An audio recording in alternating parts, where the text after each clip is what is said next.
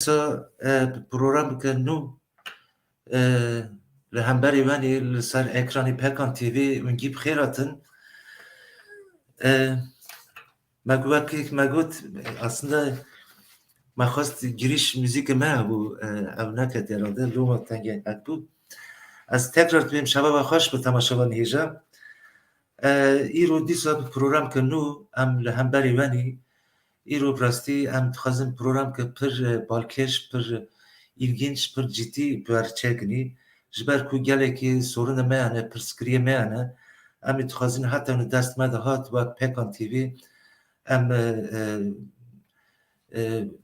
بوا programına بردن بکنی نقاش بکنی tartışma ki ام در ولخنی برای که از دست به program برنامه بکم ایرو نهه اجاق 2022 روژا یکشنبه پازاره ل نه سال بروه ل 2020 ل فرانسه باجاری پاریسه قاتلیامı که مزن چه بو سر سه جنیمه کرد سه جنیمه رومت هاتن کشتنی به دست کسی این در اولاد در نکتیله هم کرد باش دزانın او که گریه havale meyheja sakine cansız Fidan Doğan u Leyla Söylemez tvi katliamı da jiyana xerj dest çu em wî katliamê wek Pekan TV şermezar dikin û em va hersiye hevalina jê bîranîna wana dikin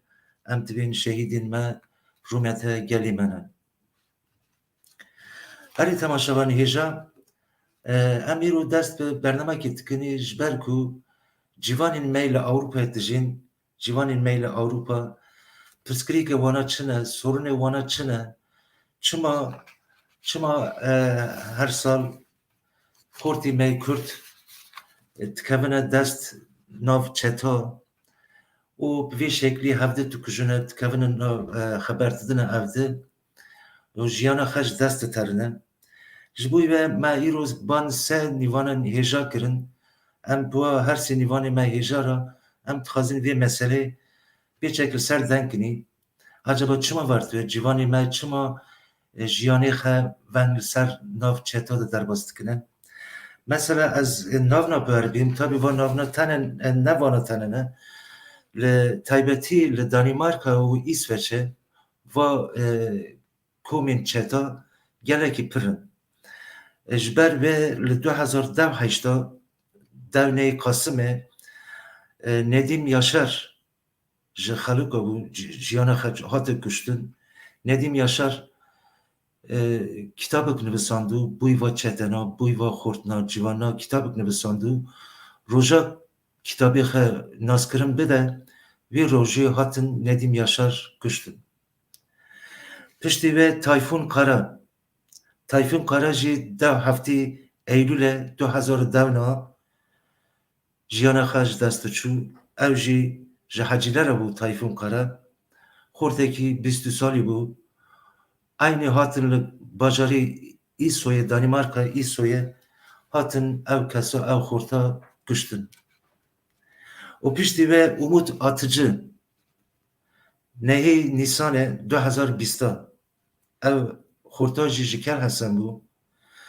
ew jî wek civan 23 salî bû ew jî hate kuştin û va hefteyek çûyî 2021-28 Aralıkê Serdal Baş jî li bajarê Brandstrandê Danimarka bajarê Brandstrandê hate kuştinî Serdal Baş jî ji gundê Çîmanê bû yani va kesna va her çar kesna tane nene tabii ki hin zêde kes hene li İsveçê Danimarka çima li va bajarên va welatên demokrasî baş lêtere sistemê baş henî çima va insana tene kuştinî em ser vê meselê em dixwazin deng bikinî ji bo ve me îro ban du kesî du nîvanê me hene wek din jî hevserokê me Pekanê Ahmet Gezer jî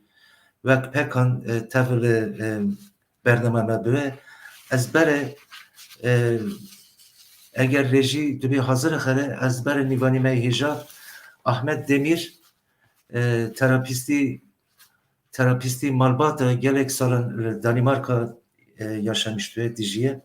O havaleki pir nasbere hem sosyolog hem jî terapisti malbate karî xwe cîvana ra xortara gelekî pire ve gidin havalekî me din heye Erdal Çolak jî akademisyen e havalekî me pir hêja ev jî hem belediye Velensbekê de yönetimê belediye Velensbekê jî digre hem jî gelek karî xwe ji bo zarok ji bo xorta heye. Em bere bi kutayî kurmancî dest pê bikinê jê şo ve jî em bi Tirkî devam bikinî. Kak Ahmet Demir tu bi xêr hatî ser ekranê Pekan TV. Xeyr, selamet. Necati xatek de tanıtmışkım. Tagu sosyolog orada emreleri düzeltmişkim. Az ekim tabi eğitim olarak uzman eğitmenci, aile terapisti, bir de psikoterapisti. Evet, terapist. Evet, tamam. Aile terapisti, psikoterapist, tamam. Uzman eğitmen. Baş, diyor çırt ki tu önerindin. Vallahi erim sağ olun. Çırt önerindin. Hem jerindiniz bastını. Havale Erdal Çolak düş bxirati ser Pekan TV. Xeyr salmat. Tu çırt ki düş jerindin. Ajırın. İşte bu olayla ne ona meyirindin işte. Evet, bu olaydan tabii bu olaydan tabii mepert işinle. Evet sevgili seyirciler, bugünkü programımızı herkesin iyi anlayabilmesi için, herkesin de bu tartışmaya katılabilmesi için biz istiyoruz ki programımızı Türkçe sürdürelim. Çünkü çok önemli bir sorun. Herkesin anlaması, herkesin bir şekilde bu tür olaylar neden oluyor? Neden bu tür olaylarla sık sık karşılaşıyoruz? Biraz önce anlattığım gibi 4 tane pırıl pırıl gencimizi isimlerini saydım. Bunlar sadece bunlar değil. İsveç'te senede 40'a yakın gencimiz bu şekilde hayatlarını kaybediyorlar. Bunlar neden oluyor? Yani gençliğin sorunları, gençlik öncelikle bir başlayalım. Gençlik nasıl bir merhale? Yani bir insanın çocukluğundan gençliğine, genç olduktan sonraki yaşamı nasıl bir yaşam? Sevgili Ahmet Demir senle başlayalım. Nasıl bir döneme giriyor? Yani çocukluktan sonraki dönem, gençlik dönemi. Bu dönem nasıl bir dönem ki böyle kanı kaynıyor, delikanlı da diyoruz tabii ki. Böyle başlayalım, ondan sonra tartışmamıza geçelim. Necati, ilk önce davetiniz için teşekkür ederim ben. Biz teşekkür ederiz. Böyle bir konuyu bugün gündeme getirmeniz bence en iyi şeyi yaptınız. Şimdi son olan hadise bizim yakın bölgede oldu. Daha önceki hadiselerde zaten basında biliyoruz.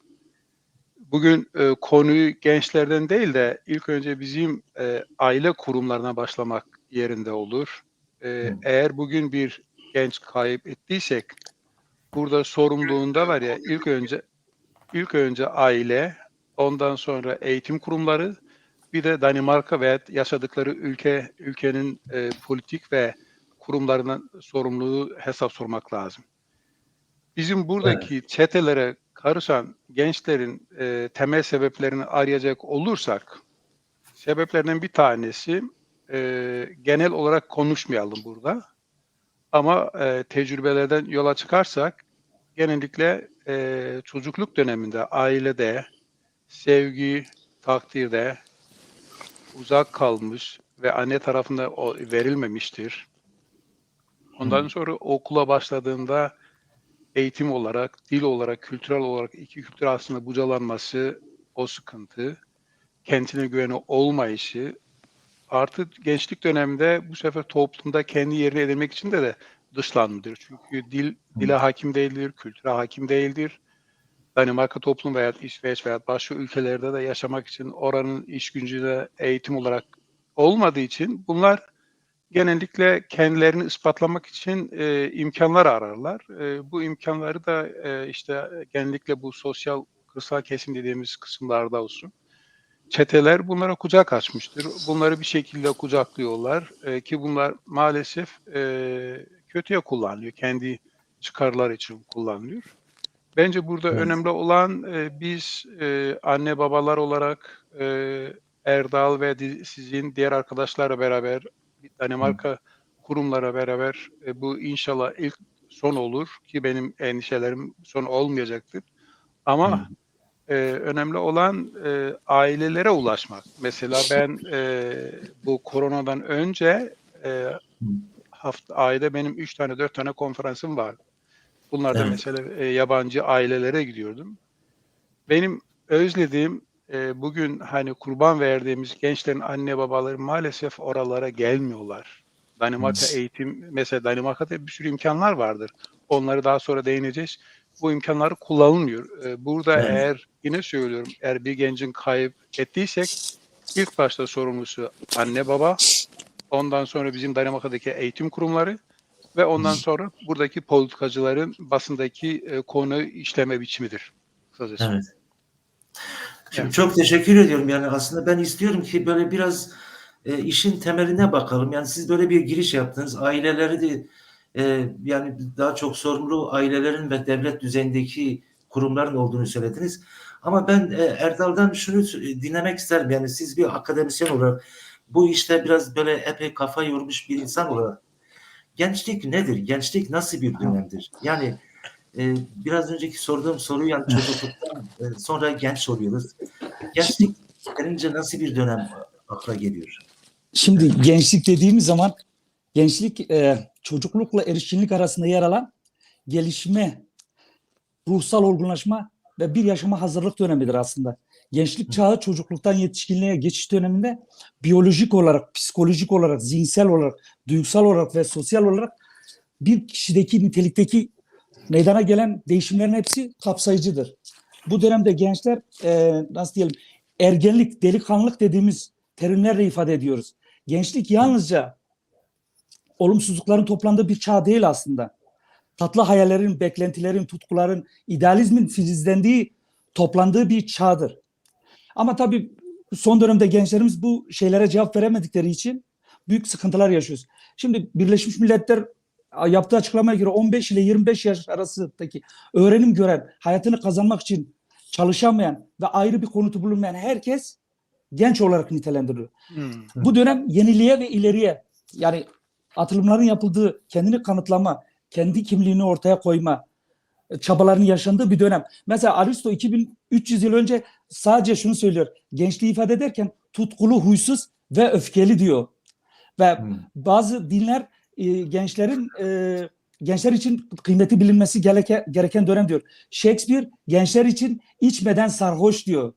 Yani öyle bir noktaya geliyoruz ki isteklerinin ve arzularının önüne dikilen en küçük engele dahi bu gençler katlanamıyor. Çünkü kötülükleri tanımamışlardır. Çabuk güvenir, çabuk bağlanır, çabuk aldanırlar. Çünkü Evet. şu güvenme duygusu daha hızlı olduğu için bunu da en çok arkadaş grubundan elde ettikleri zaman çünkü daha demin Ahmet abinin de belirttiği gibi aileden o sempatiyi, o sevgiyi alamayan çocuklar o şefkat eksikliğini kendi arkadaş gruplarında yaşamaya başlıyorlar.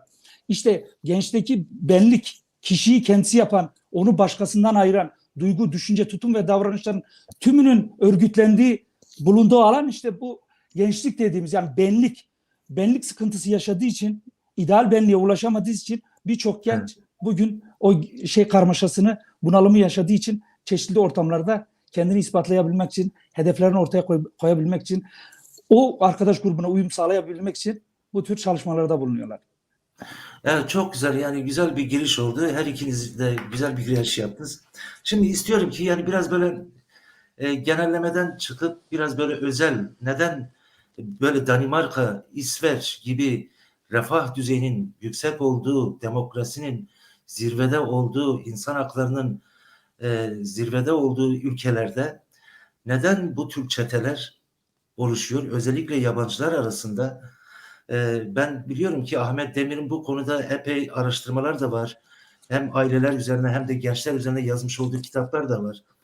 Yani neden gençler böyle bu tür sistem altında refah düzeyin yüksek olduğu sistemlerde neden böyle çeteleşmeye giriyorlar?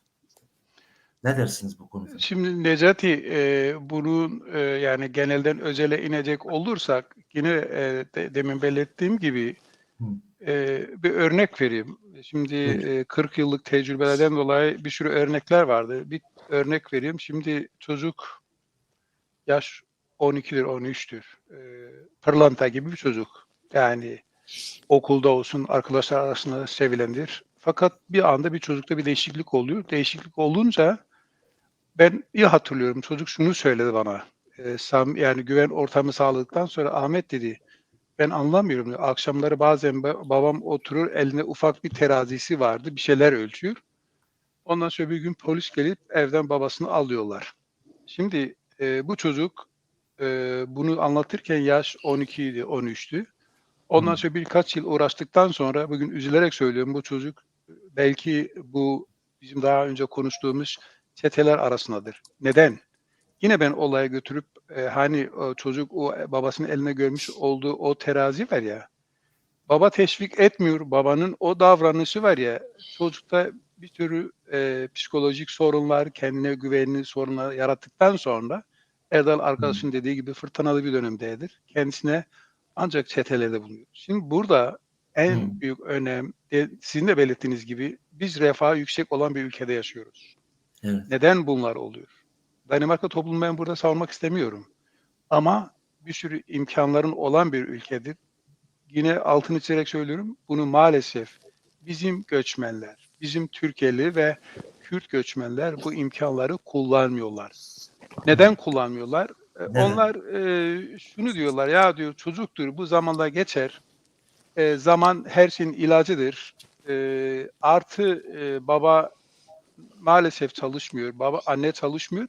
Ama onlarla irtibata geçtiğinde sanki dünyanın bütün işleri onlar yapıyor. Çünkü baba sabah çıkıyor evden, akşam eve dönüyor, kahveye gider. Ondan sonra saat 11'de 12'de gelip çocuklardan hesap soruyor. Çocuklar yatakta yatıyorlar. Anne zaten kendi de bir sürü sıkıntıları vardır. Burada önemli olan anne babanın sorumlu alması. Ben Hı. burada anne baba kötü insanlar değildir. Şimdi eğer bir babanın çocuğuna veya annenin Danimarka'daki ve diğer ülkelerde, çetelerde yer almamasını istiyorsa ilk önce belki kaba olacaktır. Anne babanın kendisine bir çeki düzen vermesi lazım. Nedir bu çeki düzen? Sen Danimarka yıllardır buradasın. Şimdi çocuk senin dediğini değil de senin gördüğünü görür. Sen kaç tane kelime Danimarkça biliyorsun? 30 senedir Danimarka'dır. 30 kelime Danimarkça bilmiyor. Hı. 30 senedir Danimarka'dadır. İş yok, güç yok. Artı oturup kendi yani Türkiye'de olsun veya diğer kanallarda televizyon kanallarını seyredip evde mesela kendine göre bir takım milliyetçi, şövenist tavırlar. Yani bunlar işte Danimarkalıdır, gavurdur, kültürü vesaire bunlar.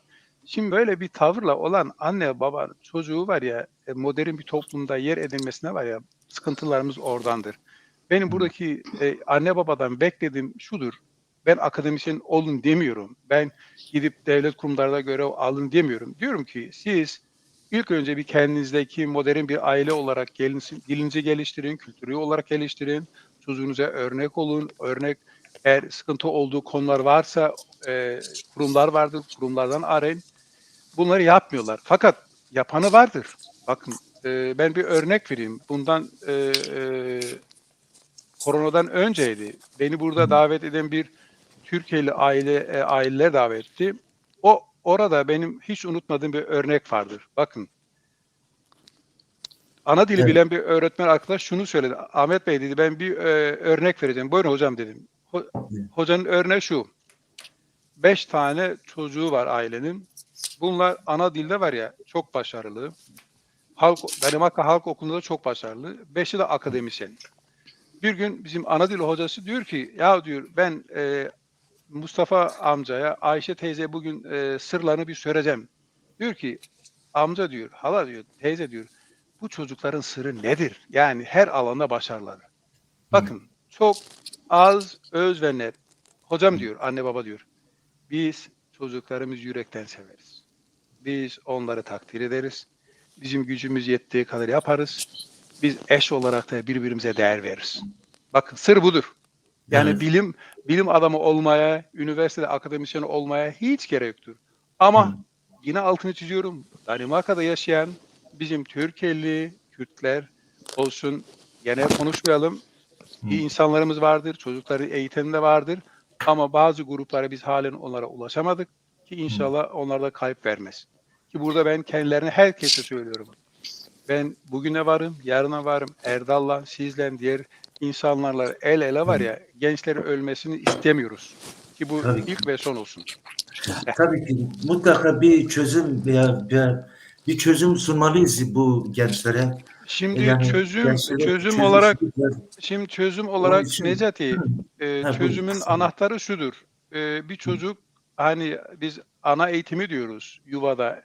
Anne baba orada çocuğa sevgiyle, merhametle, Evet. takdirle Bu çok yaklaşmayınca var önemli. ya, o temelde kişilik bozukluğunu yaratır. Şimdi Evet. bizim burada istediğimiz anne babanın ona ilgisi. Basit bir örnek vereyim. Bakın, şimdi Evet. bu anne babalar, yani konuştuğum anne babalarına soruyorum. Hangi anne baba sabahleyin saat 6'da çocukları kalkmadan önce kalkıp da onların kahvaltılarını hazırladılar? Hangi anne baba akşam çocuk yatmadan önce çocukla oturup da sen ne yemek istersin? Hı. Sabah 6'da kalkıp çocuklar kalkmadan önce onların mutfakta yemeklerini hazırlayıp onlara oturup genel durumları konuşup artı hangi anne baba çocuğun elini tutup çocuğunu yuvada okulda bıraktı? Basit bir soru. Burada var ya, ben mazeret kabul etmiyorum. Bir sürü mazeretler olur. Benim konferanslarda duyduğum şey, ya diyor benim hastalığım vardır, benim şuyum buyum vardır, benim onlara tavsiyem var. Kardeşim, hastaysan hastaneye git, tedavini gör. Bu kadar basit. Mazeret yok. Ha, kahvede zamanın var, dernekte zamanın var, sağda solda zamanın var. Çocuklara gelince olmaz o zaman. Evet. Bu sefer tutturup Tabii. bana, ya diyor sen Danimarka sistemini savunuyorsun. Ya kardeşim, ben Danimarka sistemini savunmuyorum. Benim Hı burada hı. var ya, demecim şudur. Çocuklar ölmesin, gençler ölmesin. Tabii ki. Onlar korunmalıdır. Onlar için güzel bir yarın hazırlamak. Evet. Elbette. Çok teşekkürler sevgili Ahmet. Şimdi arkadaşlar, sevgili izleyiciler, gerçekten çok önemli bir program yapıyoruz. Bu program izlenmesi gerekiyor. Paylaşın. Olabildiğince bizi izleyenler şu anda paylaşsınlar ki daha yüksek reytinglere ulaşalım. Şimdi burada Ahmet arkadaş çok önemli sözler dile getirdi. Daha çok aileler üzerinde duruyor.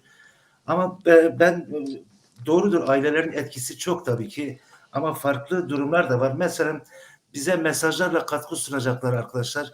Lütfen mesajlarınızı yazın, sormak istediğiniz soruları da yazın. Konya'dan Gıyasettin Hoca çok önemli bir mesaj yazmış. Diyor ki, selam saygılarımla, gençlerimiz eğer kültürü ile tanışmamış ise üzgünüm, istenmediği yerlere savrulurlar. Bir gencin kimliği ile tanışması o gencin sigortası olur.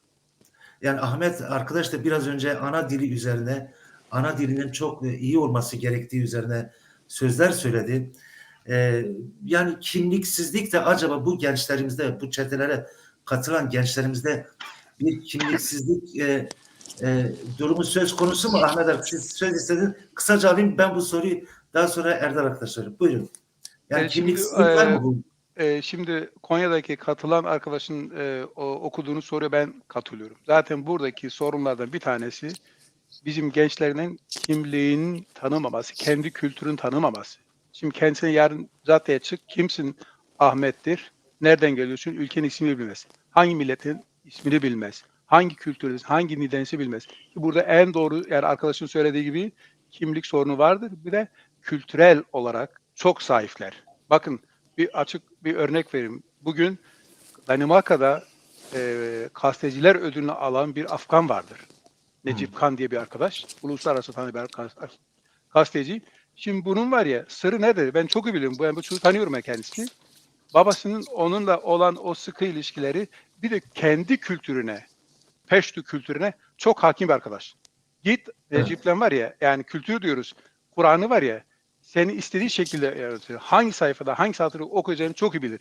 Ki burada Danimarka'da gibi ülkede var ya, bunu takdir ediyorlar. Arkadaşın dediği Evet. gibi doğru, kültür olmayınca kültürün zayıflığı da sebeplerden bir tanesidir. Evet. Evet, çok teşekkürler. Erdal, aynı soruyu sana sorayım. Şimdi burada bir arkadaş daha yazmış. Diyor ki utopik olmaya gerek yok. Sen o anne ve de babayı bu yaşta değiştiremezsiniz. Evet. Mevcut koşullardaki çocukları nasıl yardımcı olabiliriz? O konularda konuşalım diyor Erdal Baba. Evet Erdal, sen ne diyorsun? Şimdi sevgili Necati, daha demin Ha. dedin ki neden Danimarka bu kadar refah düzeyi ekonomik olarak çok iyi bir duruma sahip de ekonomik koşullar herhangi bir gençler üzerinde veya bizim toplumsal olarak böyle bir ekonomik sıkıntımız yok. Doğru ama her devlet kendi çete ya da mafya grubunu oluşturur. Bu bir sistemdir. Şimdi çete şiddeti veya çete ya da çete kültürü dünyanın her bir ülkesinde gündemi meşgul eden son dönemlerde çok önemli sorunlardan bir tanesidir. Bir çete bir toplum huzurunu olumsuz şekilde etkilemektedir. Mağdurlardan birçoğu bu tür gruplara dahil olurken suç işleyerek çetelerce hedef alınan genç insanlar var. Bu çete çatışmasının ana noktaları özellikle Danimarka'da ben 1990'dan sonra ben biraz araştırma yaptım bu konuda. Niye geliyorum buraya? Yani çete anlayışının Danimarka'ya yerleşmesinin bir sebebi var. Mesela biz çete kelimesi derken sokakta bulunan gençler öyle deniyor. Eski İngilizce'de gitmek anlamında, İskandinav kültüründe gang, Fransızca'da suç işleyen, şiddet içerikli suçlar işleyen küçük silahlı gruplar gang anlamına geliyor. Yani bu gençler yolculuk ediyorlar. İşte gençlerin bilemediği ama bizim çok iyi bildiğimiz gençler bu yolculuğu ölüme gidiyorlar. Bu hayata tek başına veda etmekte olan genç, kalanlara ise acılarını hisseden, sonra bu acıları ailelerine hissettiriyorlar. Şimdi bu sokak çeteleriyle Danimarka'da 2 grup var. 9 tane çete grubu var. Biri mafya, diğeri çete gruplar. Bizim bu gençlerimizin öldüğü sokak çeteleri ama onları yöneten üst bir bölge var. Yönetici grup var. Rock grupları, Danimarkalıların özellikle onları grubu olarak görme işi, çete grupları olarak görme işi, mafya olarak görme işi gerçekten çok derinden etkiliyor. Sebebi şu. Şimdi Danimarka'da cehennem melekleri dedikleri Hells Angels grubu, onların altında Elçi Klaine Fies, yani her zaman hazır olan alt bir oluşturmuş genç grup var ve bu genç grup Elçi F dediğimiz farklı çete gruplarıyla beraber bir pazar var ortada. Bu pazarın belli sebepleri var. Çünkü bu pazarın sebebi şu: güç, saygı, para ve baktı koruma arzusu, yani gücü koruma arzusundan dolayı kaynaklanıyor. Şimdi bunların sebebi de şu: çetelerin oluşmasının sebebi Ahmet abi, aile ilişkilerindeki bozukluklar var. Doğru, ben kesinlikle katılıyorum. Aile birliğinde herhangi bir şefkat eksikliği, gençlere veya çocukluk döneminde karşılaşılan problemlere aileler çözüm getirmediği sürece zaten bu sorunlarla hep zaman karşılaşacağız. Evet. Ama Danimarka toplumunda düşük ve sosyoekonomik yapıya sahip gençler daha çok katılıyor bu gruplara. Özellikle inanın bu olumsuzluğun gençler üzerinde büyük sorunları var. Üçüncüsü, çocuğun içinde bulunduğu bir grup kendine aitlik duygusunu, kendisini ifade etmek için, diğer genç grubuna kabul ettirebilmek için çeşitli çetelere üye olma hissi veriyor. Yani o gücü, o saygınlığı elde etmek için o benliği. Dördüncüsü, gençler Danimarka toplumunda belli ayrımcılıklara uğruyorlar. İster bu dilsel olsun, ister dinsel olsun, ister dış görünüşünden olsun, dışlandıkları konular var, problemler var. Hala biz bunu yaşıyoruz. Beşincisi,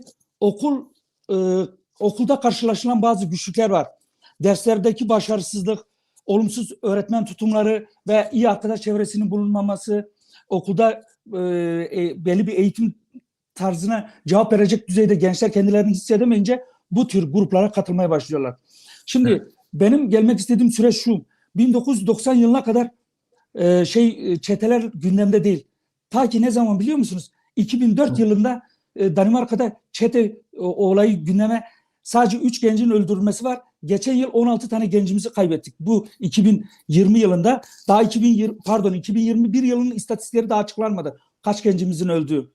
Çünkü benim burada söylemek istediğim şu: burada politikacıların, eğitimcilerin, ailelerin ve gençlerin bireysel olarak hataları var. Yani ben sosyal bir problemi tek bir sebeple açıklayacağımıza inanmıyorum. Bunun binlerce sebebi var aslında. Hem özünde hem de sosyolojik olarak. Evet, şimdi aslında bu konuyu bugün, yani bu 1,5 saatlik süre içerisinde konuyu konuşalım.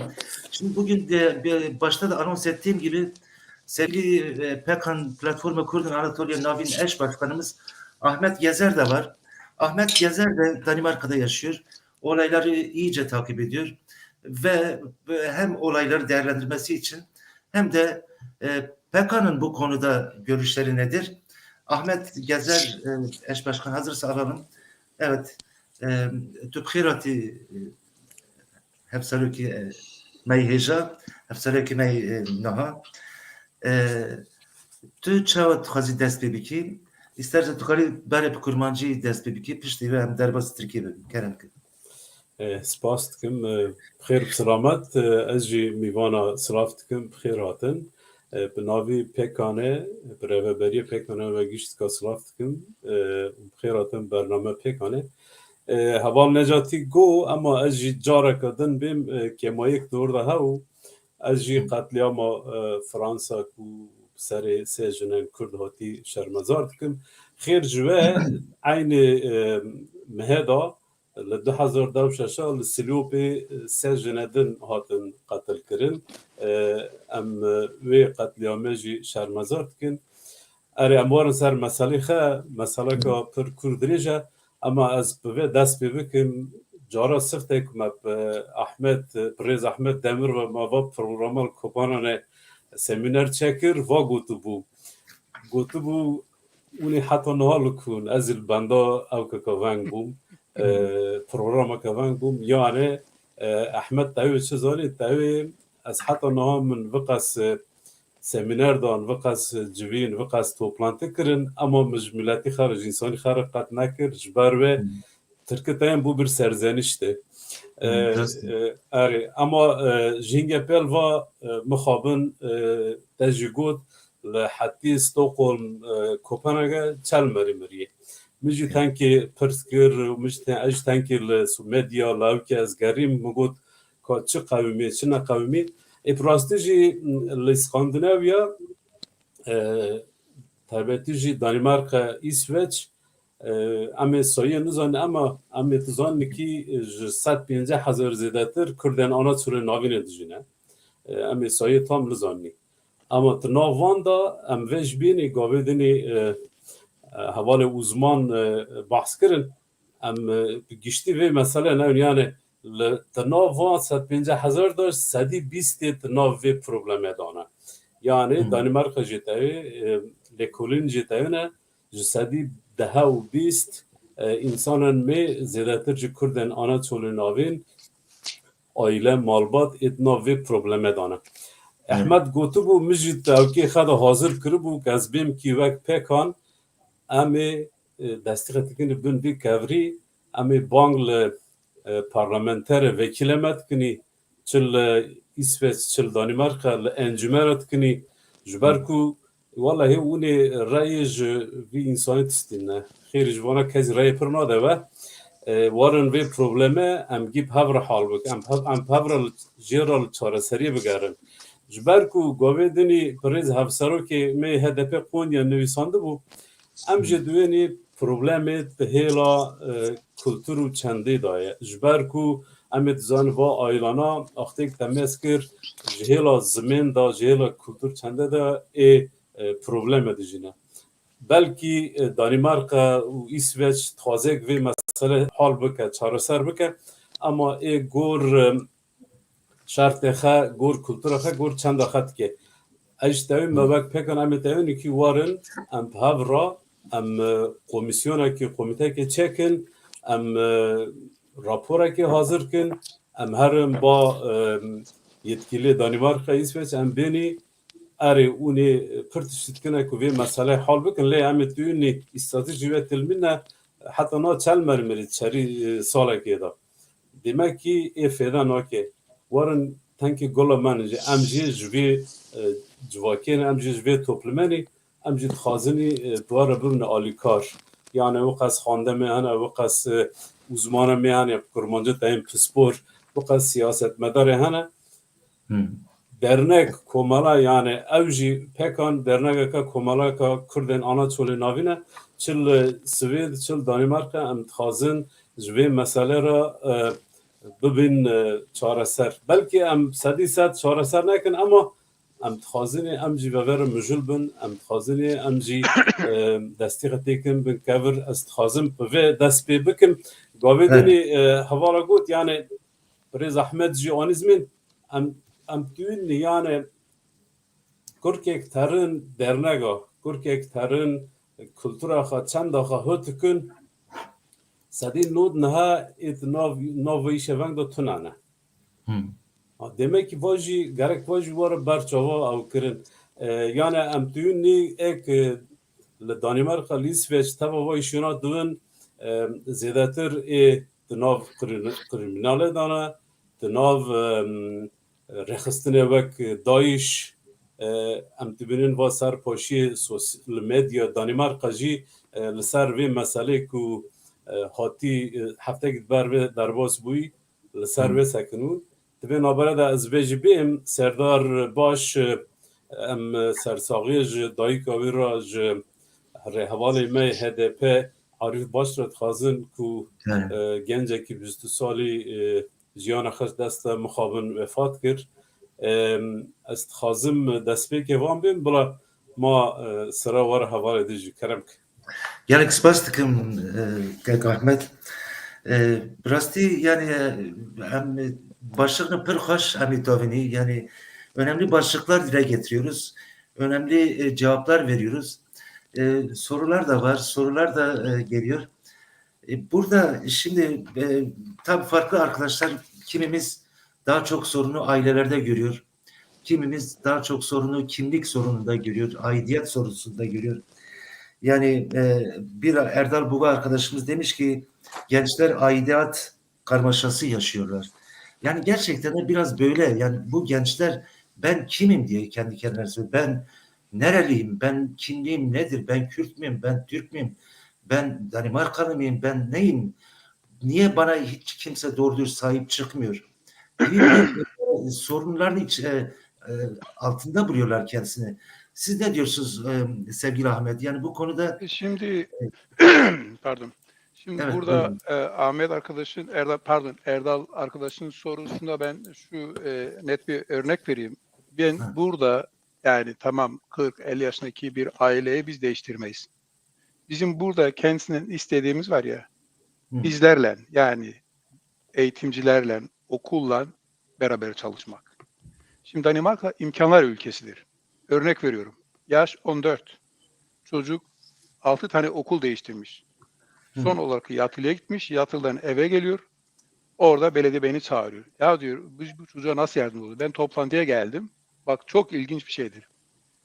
Çocuk kafasında şapkası böyle. Gözü zaten göremesin. Kendi kendime düşünüyorum ya diyorum bu çocuklar nasıl yardımcı oluyoruz? Çocuk kafasını ne zaman kaldırdı biliyor musunuz? Annesi ağzını açınca var ya şapkayı kaldırdı. Annesine baktı. Ondan sonra tekrar kapattı. Orada düşündüm. Biz burada var ya 8 tane uzman eğitmenci, psikologdur, pedagogdur vesaire vesaire. Ben onlara şunu söyledim. Bakın dedim. Çocuğun mesajı nettir. Burada annesinin sesine kulak veriyor. Bizim yapacağımız anneyle beraber babayla çalışalım. Bu çocuk yaş 14. 2 sene uğraştım. 1,5 sene var ya ağzına kilit vurdu. Ses çıkarmıyor. Çocuk akşam saat 12'de beni aradı. Sen bana yardımcı olur musun? Nasıl yardımcı olacağım dedim. Ben işte bana cuma günü saat 5'te telefon ettiler. 5.000 ceza. Cumartesi 7.000 kron. Pazar 14.000 kron oldu. Sen bunu ödemek için yardımcı olur musun? Bak dedim. Ben sana yardımcı olmam. Tek şeyle. Sen var mısın? Ben seni alıp annem babana gidelim. Ondan sonra yetkili kurumlara gidelim, polise. Ne dedi Danimarkçı? Hayır dedi sen hainsin vesaire. Olayın özü şudur. Çocuk 1,5 sene biz götürüp annesine teslim ettim. Şimdi işin garip tarafı onun yaptığı iş de kendi kültüründeki üst düzeydeki çetelerin başı bunu kullanıyor. Dedi aile şunu dedi ya Ahmet dedi biz polise gidersek çocuktan ziyade bütün ailemizi yok ederler. Ben şunu iddia ettim. Dedim ki bu yasaya göre olacak. Çocuğu yasaya biz götürüp polise verdik. Çocuk ne oldu biliyor musun? Anne babayla beraber çalıştık. Aile içindeki olan sorunlar halledildi. Ondan sonra tekrar kendi bölgesine döndü. Bugün kendi işi vardır. Kendi firması vardır. Bayağı büyük firması vardır. Ki buradaki temel şudur. Anne babadan bizim istediğim bizimle işbirlikçi olun. Danimarka kurumlarda kusur yok değil. Bende kusur yok diye bir şey yok. Bende de Ha. vardır. Kurumlarda da vardır. Hani demin Erdal arkadaş söyledi. Olaylar çok kapsamlıdır. Ben bugün konuyu genellikle ben aileye götürüyorum. Ama ben şunu görüyorum. İçimizde böyle perişan olup olan ailelere biz yardım eli uzattığımızda, onlar da yardım elimizi tuttuğunda var ya, %100 konuşmuyoruz ama genellikle var ya, belli aşamalarda var ya, çocuk dediğim gibi bugün kendi firması vardır. Herkes böyle olacak bir Çok şey değil. güzel. Ama bunun sırrı da var ya, ben değilim. Bakın, eğitim kurumları anne babanın desteğidir. Olay bu. Ha, şimdi arkadaş bir şey sordu. Ya dedi, sen işte derneklere gidiyorlar, kahve gidiyorlar. Doğrudur. Benim hayalimdeki şey şudur kardeşim. Sen camiye gidiyorsun, git, tamam. Derneğe gidiyorsun, okey. Kahveye de git. Ama benim için Ahmet arkadaş söyledi. Gel benimle karşı karşıya ol. Hayalimdeki iki şey vardı kardeşim. Bak, bu Danimarka'daki düzeni var ya, kendi aile, Kürt ve Türk ailelerin var ya, yardımcı olacaksak var ya, iki yerden başlamamız lazım. Birincisi var ya, Cuma günü var ya, Cuma namazından sonra Ahmet, Erdal ve diğer arkadaşlar gelip bugünkü gençliğin sorunu nedir? İkincisi var ya, düğünlerde var ya, 600 kişi biz toplanıyoruz. 700 kişi toplanıyoruz. Dın dın dın, neredeyse bir dans müziğidir. Ondan var ya, 1 saat önce veya 2 saat önce var ya, bir eğitmenci arkadaş gelip ailenin durumu nedir, gençliği nedir? Ben bunu özlüyorum, hayalimdeki olan bir şeydir ama olur mu olmaz bilmiyorum. Yani olay netini konuşacak olursak. Ha, benim mesela önümüzdeki hafta düzenlediğim bir videom vardır. Ben orada da Danimarka'daki eğitim kurumlara üstleniyorum ben. Onların Evet. kusurları da var. Yani var, yok değil. İşte biraz o kusurları da dile getirelim. Yani bizler biraz o kusurları da dile getirelim. Çünkü Şimdi buradaki Osman Cengiz'in sorusunu okudunuz mu ekranda? Okudum. Yani 7 yaşından sonra Türkçe öğrenmeye başladık. Şimdiki burada Evet. var ya, şimdi Osman arkadaşın sorusunu benim cevabım burada, çocuk kendi dilini öğrenip yani Kürtçe bilmediği için değil. Burada önemli olan, ben yine söylüyorum, daha önce söyledim, dilden ziyade aileyle olan sıkı bağlar, olan güven, olan sevgidir. Ha, bu olduktan sonra var ya, Kürt dilini de öğrenir. Kendi yapsın. Bugün uzaklara hiç gitmeyelim. Erdal, ben, sen Necati, biz geldiğimiz köy var ya, şimdi Danimarkalı bana soruyor, kardeşim sen geldiğin aile nasıl bir aile? Ya diyorum, babam çobandır. Babam çoban. Evet. Artı annem de imzası budur. Bu kadar basit. Yani illa yüksek tahsil olmaya gerek yok. Yine söylüyorum. Burada var ya, kurtuluş yok. Anne işte Türkçe bilmiyor, Kürtçe bilmiyor. Bunun kurtuluşu yoktur. Benim ailelere seslendiğim buradaki sesim var ya, gelin beraber bu işi halledelim. Bu yoksa büyük belalar başınıza alacağız. Evet. Evet. Çok teşekkür ederim sevgili Ahmet. Şimdi Erdal, aynı soruyu biraz da sana yönelteyim. Yani şimdi anlıyorum, yani Ahmet Demir arkadaşın uzman olduğu kendi alanında aileler, yani anne babalarda biraz daha böyle sorun buluyor. Onların işbirliğine gelmediğini dile getiriyor. Doğru tabii ki, yani doğru bir analiz, ama bir eksiklik de var. Yani şimdi karşı tarafta bir sistem var, bir düzen var ve bu düzen bizim çocuklarımız bir şekilde onlar da eğitiyor. Yani ne giyeceklerini, ne yiyeceklerini, ne kadar para sahip olurlarsa bir itibar kazanacaklarını sürekli dayatan bir sistem de var. Yani çabuk para kazanma, çabuk zengin olma. Ve bakıyorlar, anne baba da sürekli zaten bu işte uğraşıyorlar. Hep çalışıyorlar. Yani bu gençler nereye bakarak kendilerine bir çözüm bulsunlar? Şimdi şöyle, Danimarka'da 3 çeşit Opthouse dediğimiz terbiye tarzı var. Biri demokratik olan, biri Læsøes dediğimiz daha böyle serbest bırakan, bir de baskıcı, Autoriteres dediğimiz baskıcı, daha çok baskıcı bir otoriteden gelen bir eğitim tarzı, yani terbiye etme tarzı var çocuklara. Zaten ben bazen Danimarkalılara da söylüyorum. Biz diyoruz ki saat 6'da biz çocukları size teslim ediyoruz. Saat 4'te çocukları teslim alıyoruz yuvalardan, okullardan falan. Çocuklar eve geldiği zaman bir ulvuçim dediğimiz bir kurt saati var çocuklar. Bir bakıyorum çocuklar evin içinde sürekli sorun çıkartıyorlar. Çünkü yuvalarda öyle bir sert ve daha böyle düzen içerisinde gidip gelmeleri gerekirken eve gelince bir gevşeme oluyor. Yani bir bireysel rahatlık oluyor. Çünkü annenin o duygusal tarafını kullanmaya başlıyor veya ailenin. Şimdi ben tabii olaya şöyle bakıyorum. Çocuk, yani bugünkü yaşanan bütün sorunlara baktığınız zaman bence bizim yabancı gençlerin bir bireysel olarak kimlik sorunları, ikincisi Kürtse bir Kürt kimliğinin, sosyal bir kimlikleri yok. Şimdi bir kendi kimliklerinde sıkıntı yaşıyorlar bireysel anlamda, bir de toplumsal anlamda Kürt kimliği konusunda sıkıntıları var. Bu başka Somaliler için de bu geçerli, diğer Türkler içinde, farklı gruplar içinde. Hadi diğer kesimler biraz daha rahat devlet veya farklı kurumlarla bu işi halletmeye çalışıyorlar veya dini şeyler kullanarak veya konsolosluklar farklı alanlar kullanarak bunu çözüme ulaştırıyor. Ama bizlerin biraz bu konuda çok eli ayağı biraz tutulmuş gibi. Ahmet abi dedi aslında güzel bir fikir. Daha önceki yapılan toplantılar daha fazla yapılmış olsa, daha çok insanımızı bilinçlendirsek, daha çok bu elimizi taşın altına koymuş olsak hem bireysel anlamda çocuklarımıza kimliklerini hem de toplumsal olarak çocuklara bir Kürt kimlik yapısını onların ruhuna, bedenine işlemiş olurduk. Ben Almanya'daki bir Kürt çocuğuyla Danimarka'da bir Kürt çocuğunu anlaşabilecekler. Yani Kürt diyebileceğim hiçbir niteliği taşımıyoruz. Yani bizden uzak kalıyorlar. Uzaklaştıkça başka gruplara ait olduklarını hissediyorlar. Çünkü hem dil olarak hem farklı sosyal yaşam olarak, ekonomik olarak farklı. Bunun birçok sebebi var. Birisi ben şunu söyleyeyim. Çocuktaki biyolojik, psikolojik nedenlerden dolayı veya bir çocuğun genetik yapısal farklılıklarına baktığımız zaman da birçok çocuk suç işleyebiliyor. Bu onun biyolojik bireysel nedenidir. Öbür taraftan aile dedi Ahmet abi, doğru. Çünkü aile bir ilişkiler sistemidir. Kişiler arası ilişkileri belli kuralları olan bir düzen. Birey önce aile içinde kendi kimliğini oluşturur. Daha sonra toplum ona sağlık ve güven, dayanışma duygularıyla aile onu ayakta tutar ve sağlıklı bir şekilde topluma göndermek zorundadır. Ahmet abi o konuda haklı. Bu görevi yapmayan insanımız daha sonra bu toplumsal felaketlere neden oluyor. Yani bir ailenin yaptığı bir kötü davranış ister istemez toplumun tamamını etkilemiş oluyor. Ondan sonra gelmek istediğim şu. Şimdi Danimarka'daki gruplara baktığımız zaman ben matematiksel olarak gitmek istiyorum. Yaklaşık Danimarka'da yabancı gençlerin bu tür gruplara üye 9 tane çete grup var. Bu gruplara üye olan çete sayısı 1265 tane. Bunların 600 tanesi sadece LCF dediğimiz bir grubun içinde 245 çocuğun 243'ü yabancı kriminal çocuk. Yani Strafrecht dediğimiz yani kağıtları temiz değil, ceza şeyleri. Çünkü sebep niye? Çünkü bazı gruplar yabancı gençleri açığını yakaladıkları zaman büyük gruplar, uluslararası gruplar var. Burada Danimarka'da Bandidos dediğimiz, Hells Angels dediğimiz, özellikle Gremium dediğimiz Almanya'daki örgütlenme tarzı, Amerika'dan ve Hollanda'dan bu bizim yabancı gençler üzerinde onları caddede ve şeylerde kullanmaya çalışıyorlar.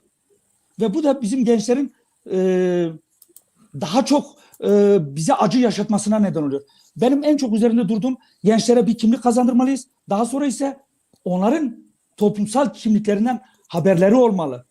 Yani bir diaspora oluşturulmalı artık. Ben buna yanayım. Yani bir Kürt diasporası kendi gencini caddelerde böyle annelerin gözyaşlarıyla veya ailelerin hepimiz üzülüyoruz. Kime üzüleceğimizi bilemiyoruz artık. Buyurun. Yani çok doğru. Yani bunu haklısınız. Yani bir şekilde bu işle uğraşanlar, bu işle eğitim almış insanlarımız bir araya gelmeli. Yani bu gençlerimizi başıboş bırakıp böyle ölümlerini göz göre göre seyretmemiz bize acılar yaşatıyor. Yani ben şimdi düşünüyorum bu Serdar Baş'ın anne babası ne yapıyor? Yani gençcecik çocuklarını, evlatlarını kaybettiler. Yani insan düşündükçe ne yapacağını bilemiyor. Ama işte biz bir araya gelirsek, birlikte seminerler, halk toplantıları yaparsak bu işte mutlaka katkı sunacağımızı inanıyorum. Şimdi burada sorular veriyor. Arkadaşlar katılıyorlar. Çok teşekkür ediyoruz.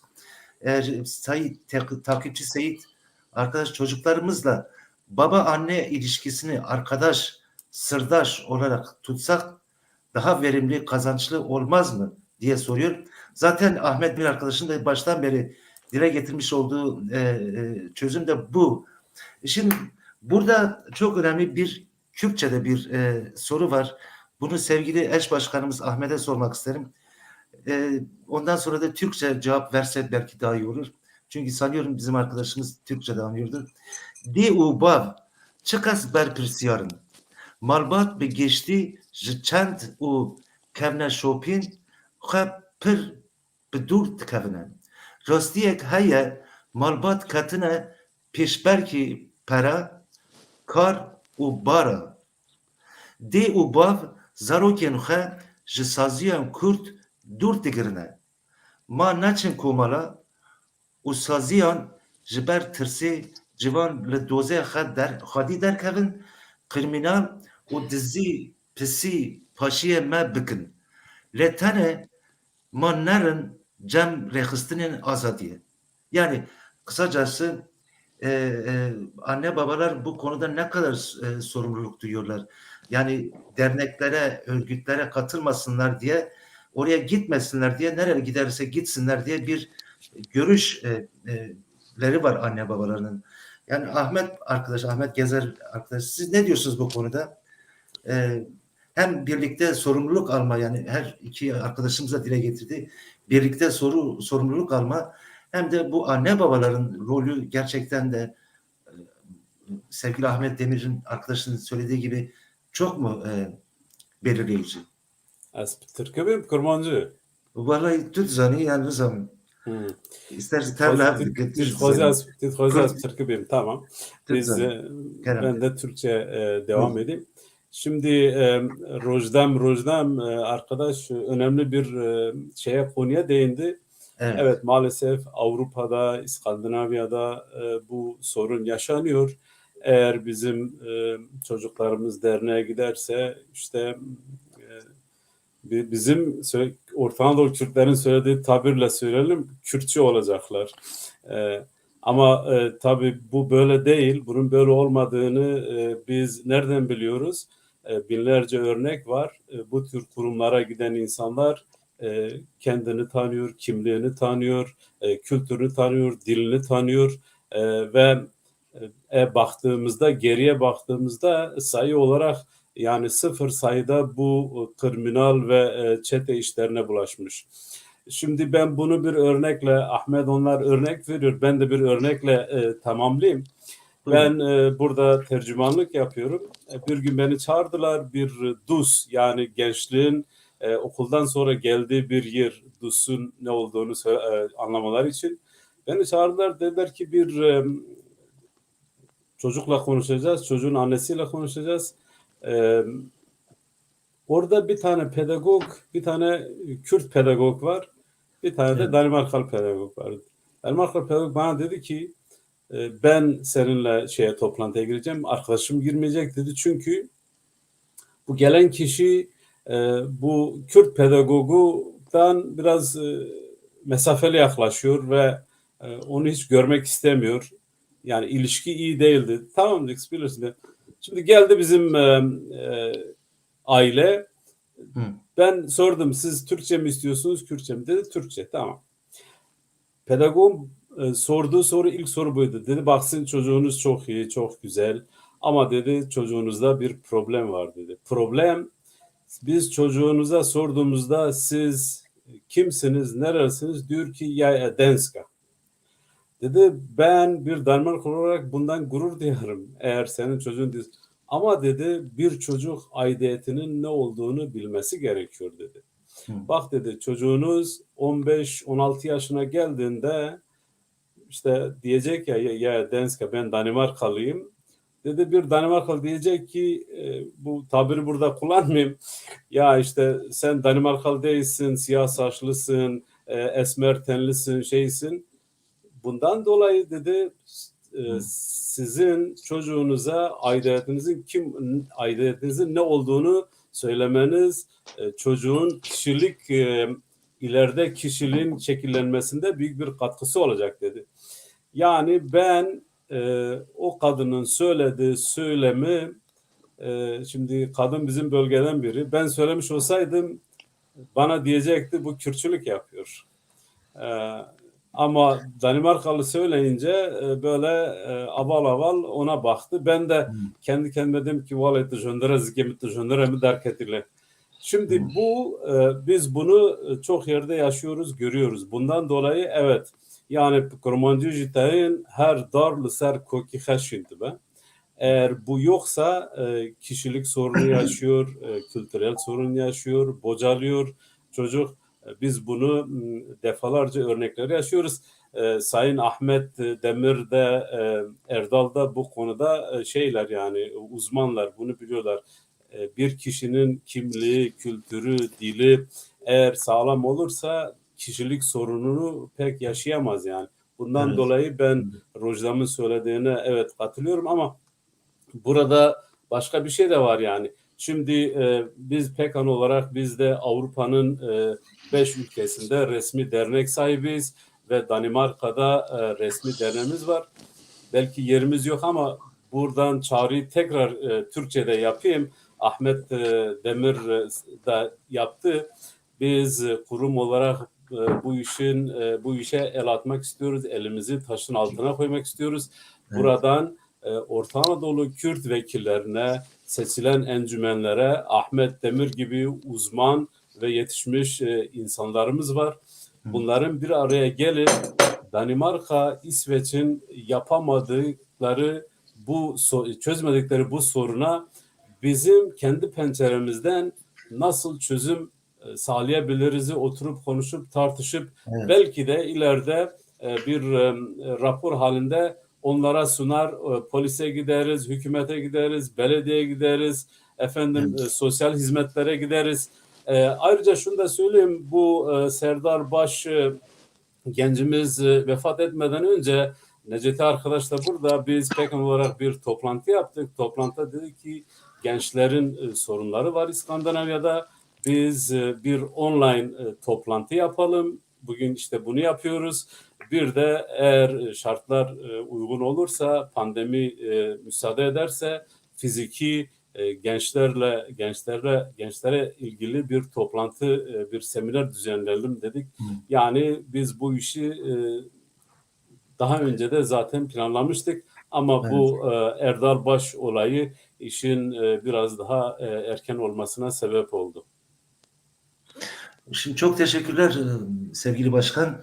Şimdi Alaaddin Aslanboğa burada diyor ki bu sorun yalnızca Danimarka'da yaşayan gençlerin sorunu değil. Avrupa'da yaşayan tüm gençlerimizin sorunu, yalnız ailelerin bu işte sorumlu değiller mi? Şimdi tabii ki bu iş sadece biz Danimarka'daki gençleri konuşmuyoruz. Bu genel bir sorun ama özellikle bu son yıllarda Danimarka'da ve İsveç'te öldürülmeler başladı. Gençler birbirlerini öldürüyorlar.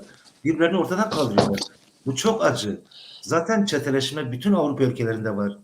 Ve bir siyaset gereği de, belli bir politika gereği de gençlerimiz bu çetelerin içerine adeta çekiliyor, yani böyle resmen çekiliyor ve kendi kimliklerinden, kendi kültürlerinden, kendi davalarından uzaklaşabilmeleri için bu tür bir politika da var. Yani bu politika artık bu devletler mi oluşturuyor, yoksa Türk devleti gelip buralarda bir örgütlenme mi, gizli örgütlemeler mi yapıyor ki özellikle ölen gençlerin çoğu da Kürt gençleri.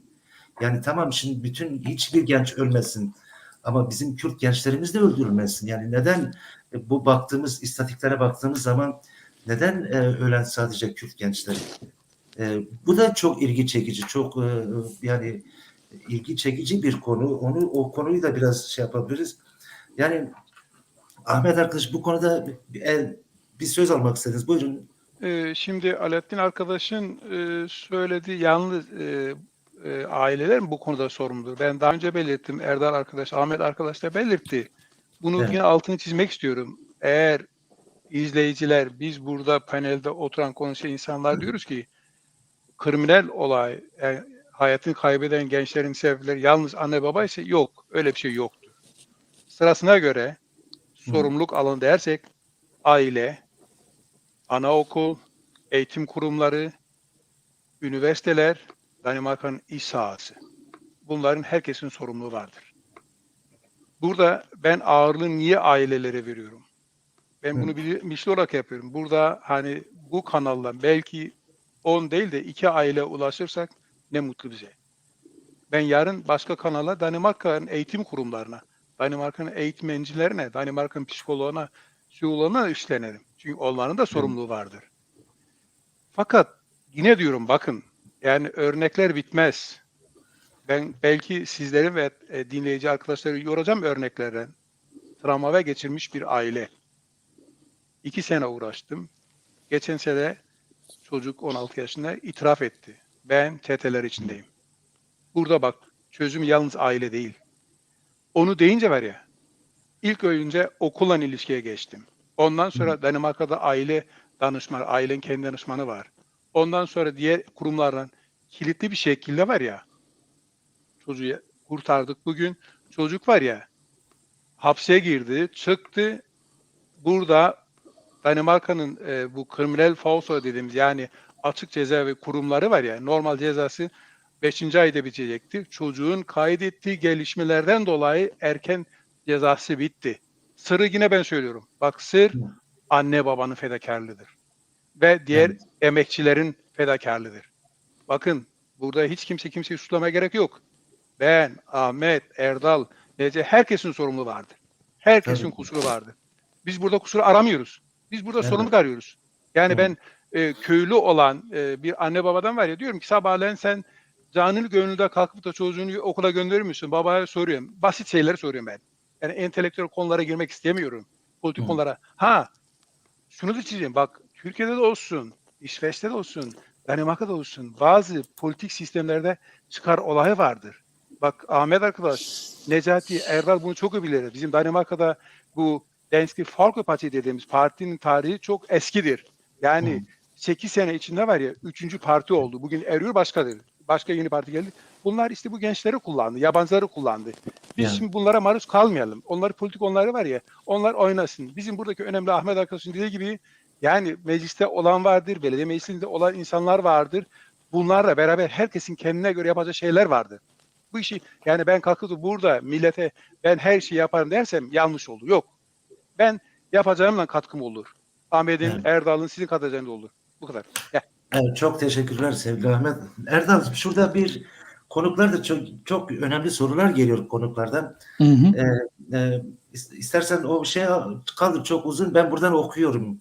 Tamam. Sevgili reji, biraz kaldır o şey. Şimdi Belengaz Harip arkadaş diyor ki konukların diaspora oluşturma istemi aydınların yapması gereken bir şey. Maalesef aydınlarımız ahlaki olarak bu işe öncülük edecek durumda değiller. İkinci soru da Osman Musaoğulları diyor ki 1960'lı yıllarda başlayan göç hikayemiz 60. yılını doldurdu. Şimdiye kadar bu tür işlere karışan gençlerimizin sayısı bu 60 yılda bir elin sayısını geçmez. Bence çok geçti. Bence kendimize karşı negatif olmayalım. İŞİD gibi örgütlere kaptırdığımız gençlerin sayısı daha fazla. Evet. Yani burada yetişiyor, burada doğuyor. Ben çok güzel gençler tanıyorum. Tertemiz gençler ama gidip İŞİD gibi bir canavar örgütüne katılmak isteyenler var. Bu nedir yani? Bu nasıl oluyor? Şimdi sevgili Necati, iki arkadaşın da söylediği, bir taraftan pesimist, diğer taraftan optimist, iyimser ve kötümser iki çatışma var. İki ayrı farklı soru. Şimdi iki ayrı soruya da farklı cevap vereyim o zaman. Şimdi önce sürecin nasıl başladığına gelelim. O zaman Danimarka'da Danimarka polisi 90'lı yıllardan sonra Danimarka'da herhangi bir çete probleminden asla bahsetmiyor. Ta ki 2002 yılına kadar. Yine çete değil, küçük gruplar ve bu küçük gruplar birkaç rapor hazırlarken polis sadece bu gençlerin çeşitli hırsızlık, böyle adi suçlara katılma. Daha sonra 2004 yılında ilk defa Danimarka'da 3 genç öldürülüyor. Şimdi oradaki hani 60'lı yıllardan gelen serüveni anlatıyor ya Musa Bey. Ben ona cevap vermiş olayım. 2004'te 3 genç öldürülüyor ve bu gençlerin öldürüş şeklinden biraz adi suç olarak bakıldığı için hiç çete suçu olarak göz önüne alınmıyor. O güne kadar 2000 yılından 2005 yılından 2015 yılına kadar bu band dediğimiz bu çete grupları arasında sadece 136 tane haber yapılmış. Çok ciddi bir şey söyleyeceğim şimdi. Ben gazeteci olduğum için altyapı 136 tane haber tek yapılmış bu gençler üzerine, bu kriminal gençler üzerine. Bunun sebebi 2015 yılında özellikle Danske Folkeparti ve diğer partilerin geldiği sürece baktığım zaman 16.533 tane haber yapılıyor. Yabancı ve bu gençler üzerine. Şimdi doğru. Ben şeye geleceğim. Şimdi çetelere büyük bir ilginin olduğu medya öyle bir şeyle kullanmaya başlıyor ki gündeme getirdiği zaman bunu özellikle siyasi arenada çok iyi kullanan özellikle Danske Milliyetçi Parti'yi söyleyelim. Zaten Türkiye'nin dünyanın her tarafında milliyetçi partiler bu tür olayları kullanırlar. Bu onların da ahlaklı. Ben oraya girmeyeceğim. Ama band dediğimiz bu kelimenin Danimarka literatürüne girişi 2009 yılında. 2009 yılında toplum uzmanları, sosyologlar, kriminologlar, sokak düzeyindeki suç ve diğer rahatsız edici saldırgan davranışlarda bulunan çevre ve kendileri tarafından grup olarak belirtilen çocuklar ve gençler politik olarak artık yavaş yavaş gündeme alınmaya başlıyorlar Danimarka'da 2009 yılından sonra. Ve bunları Adalet Bakanlığı iki gruba ayırıyor. Danimarkalı'nı rock grubu dediğimiz, yani bu rockçılar diyor ki %94'ü Danimarka kökenli, %94'ü Danimarka kökenli, %6'sı etnik kökenli, yabancı kökenli diyor. Ve diyor ki Adalet Bakanlığı ilk defa şurada çetelerden bahsetmeye başlıyor ve çeteleri hedef göstermeye başlıyor. Şimdi benim söylemek istediğim şu, uluslararası anlamdaki mafyavari olan grupları, yani biz problemin kendisiyle uğraşmıyoruz şimdi aslında. Problem mafya grupları var Danimarka'da. İki büyük mafya grubu var. Biz onların gölge dediğimiz 255 kişilik, 300 kişiyle oluşmuş küçük gruplardan bahsediyoruz. Orada ya İsa biri belirtmişti, 1960'tan sonra o kadar da işte kaptırdığımız gençler yok. İşte hani işte kaptırdığımız gençler kadar şeye kaptırmamışız, çetelere falan diyor da. Evet. Biz problemin ileride daha büyüdükçe nasıl geliştiğini söyleyeyim. 2009 yılında ilk defa Adalet Bakanı Brian Nicholson konservatif grubundan, yani Muhafazakar Parti'den Adalet Bakanı'ydı. Bu çok ağır cezaların bu çeteler verilmesi gerektiğini söyledi. Ondan sonra 2010 yılında Lars Løkke Rasmussen Başbakan dedi ki hükümetin bu ghetto dediğimiz yerlerde toplumsal bir dönüşümü yapmalı. Sosyal olarak izole edilmiş bu paralel toplumu dağıtmamız gerektiğini söyleyerek 2011'de meclise getirdi. Daha sonra bu mecliste bütün partiler bunu kabul ettikten sonra ulusal polis dediğimiz Rikspolisi 2013 yılında bir rapor hazırlıyor. Yine bu gençler üzerine. Benim gelmek istediğim devamı şöyle geliyor. Olay büyüdükçe büyütüldü medyada. Doğru. Bizim belki 1250 genci konuşuyoruz ama özünde ya bizim için bir genç bile kaybedecek bir lüksümüz yok. Ben bunu anlatmaya çalışıyorum. Yani biz ne için kaybettik? Herhangi bir ulusal bir dava değil. Evet. Kişisel bir dava. Ve şunun altını da çizmek istiyorum. Öldürülen her gencimizden sonra dini bir cemaat o gençlerle irtibata giriyor. O gencin adına bir çeşme veya cami veya okul yaptırmaya başlıyor. Sömürüyorlar. Ekonomik olarak da bizim insanımızı sömürüyorlar. Bak Çok ölümünde önemli. bile rahat bırakmıyor bazı gruplar. İşit dediniz ya, bazı Aynen dini öyle. gruplar bizim kaybettiğimiz Serdar Baş için bu hafta para toplandı. Ondan önce Tayfun Kara için camiler yapıldı. Çeşmeler. Benim anlamadığım mantık şu. Ne oldu? Niye para toplanıyor? Yani duygusal neyin ifadesi bu? O zaman körüyor, işte maddiyatın olduğu yerde bir bakıyoruz dini gruplar hemen o ailenin aslını paylaşıp onların dini duygularını sömürmeye başlıyor. Çünkü zayıf karakterli, biz çok duygusal bir toplumuz. Evet. Buradan kaybediyoruz. Neden Kürt Çok- gençleri bu gruplara daha çok katılıyorlar? Tabii çünkü kendi etnik kimliğini bilmeyen gençler arada kalırlar. Bak bir Somali'nin devleti var. Bir Türk'ün, bir grupların, konsolosluklar çalışıyor. Buradaki Türk okulları çalışıyor. Camiler onlar için çalışıyor. Ya bu gençleri kaybetmek bize göre daha, yani bir Kürt gençleri kaybetmekten daha zor onlarınki. Tabii. Bizler o yüzden çok çabuk kaybediyoruz. Arkadaş diyor ki diasporayı kurmamız için önce aydınlar ahlaki. Şimdi biz ahlak ayrıdır, etik ayrıdır, epistemoloji ayrıdır.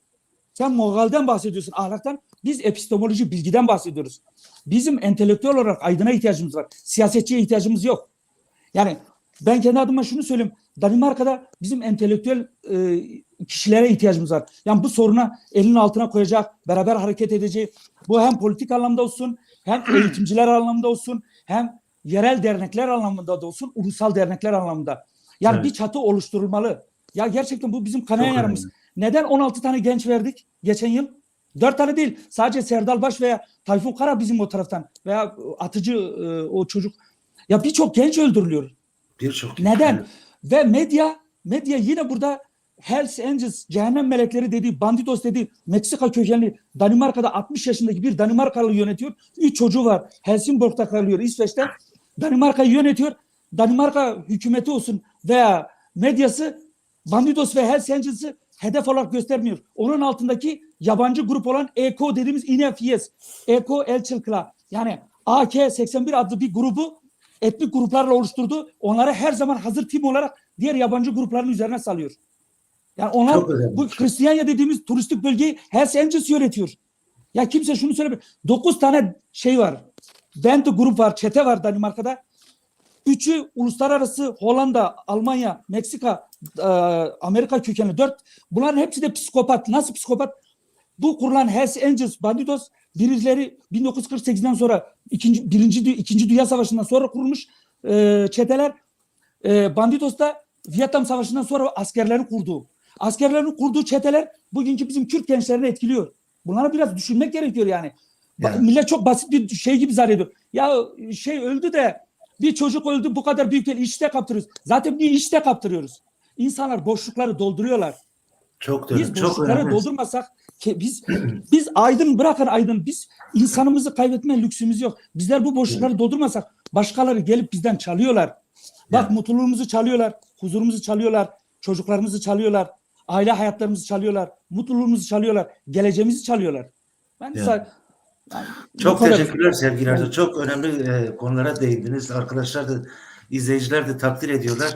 Şimdi ben tekrar eş başkanımıza dönmek isterim. Burada Rojdem önemli sorular soruyor. Diyor ki bir kurmancı disi tabii ki geçtiği Kurdin Anatolia Navin Jesadi Not Pinch TV'ye Türk tamaşa tıkın. Televizyona Türk'a tamaşa tıkın.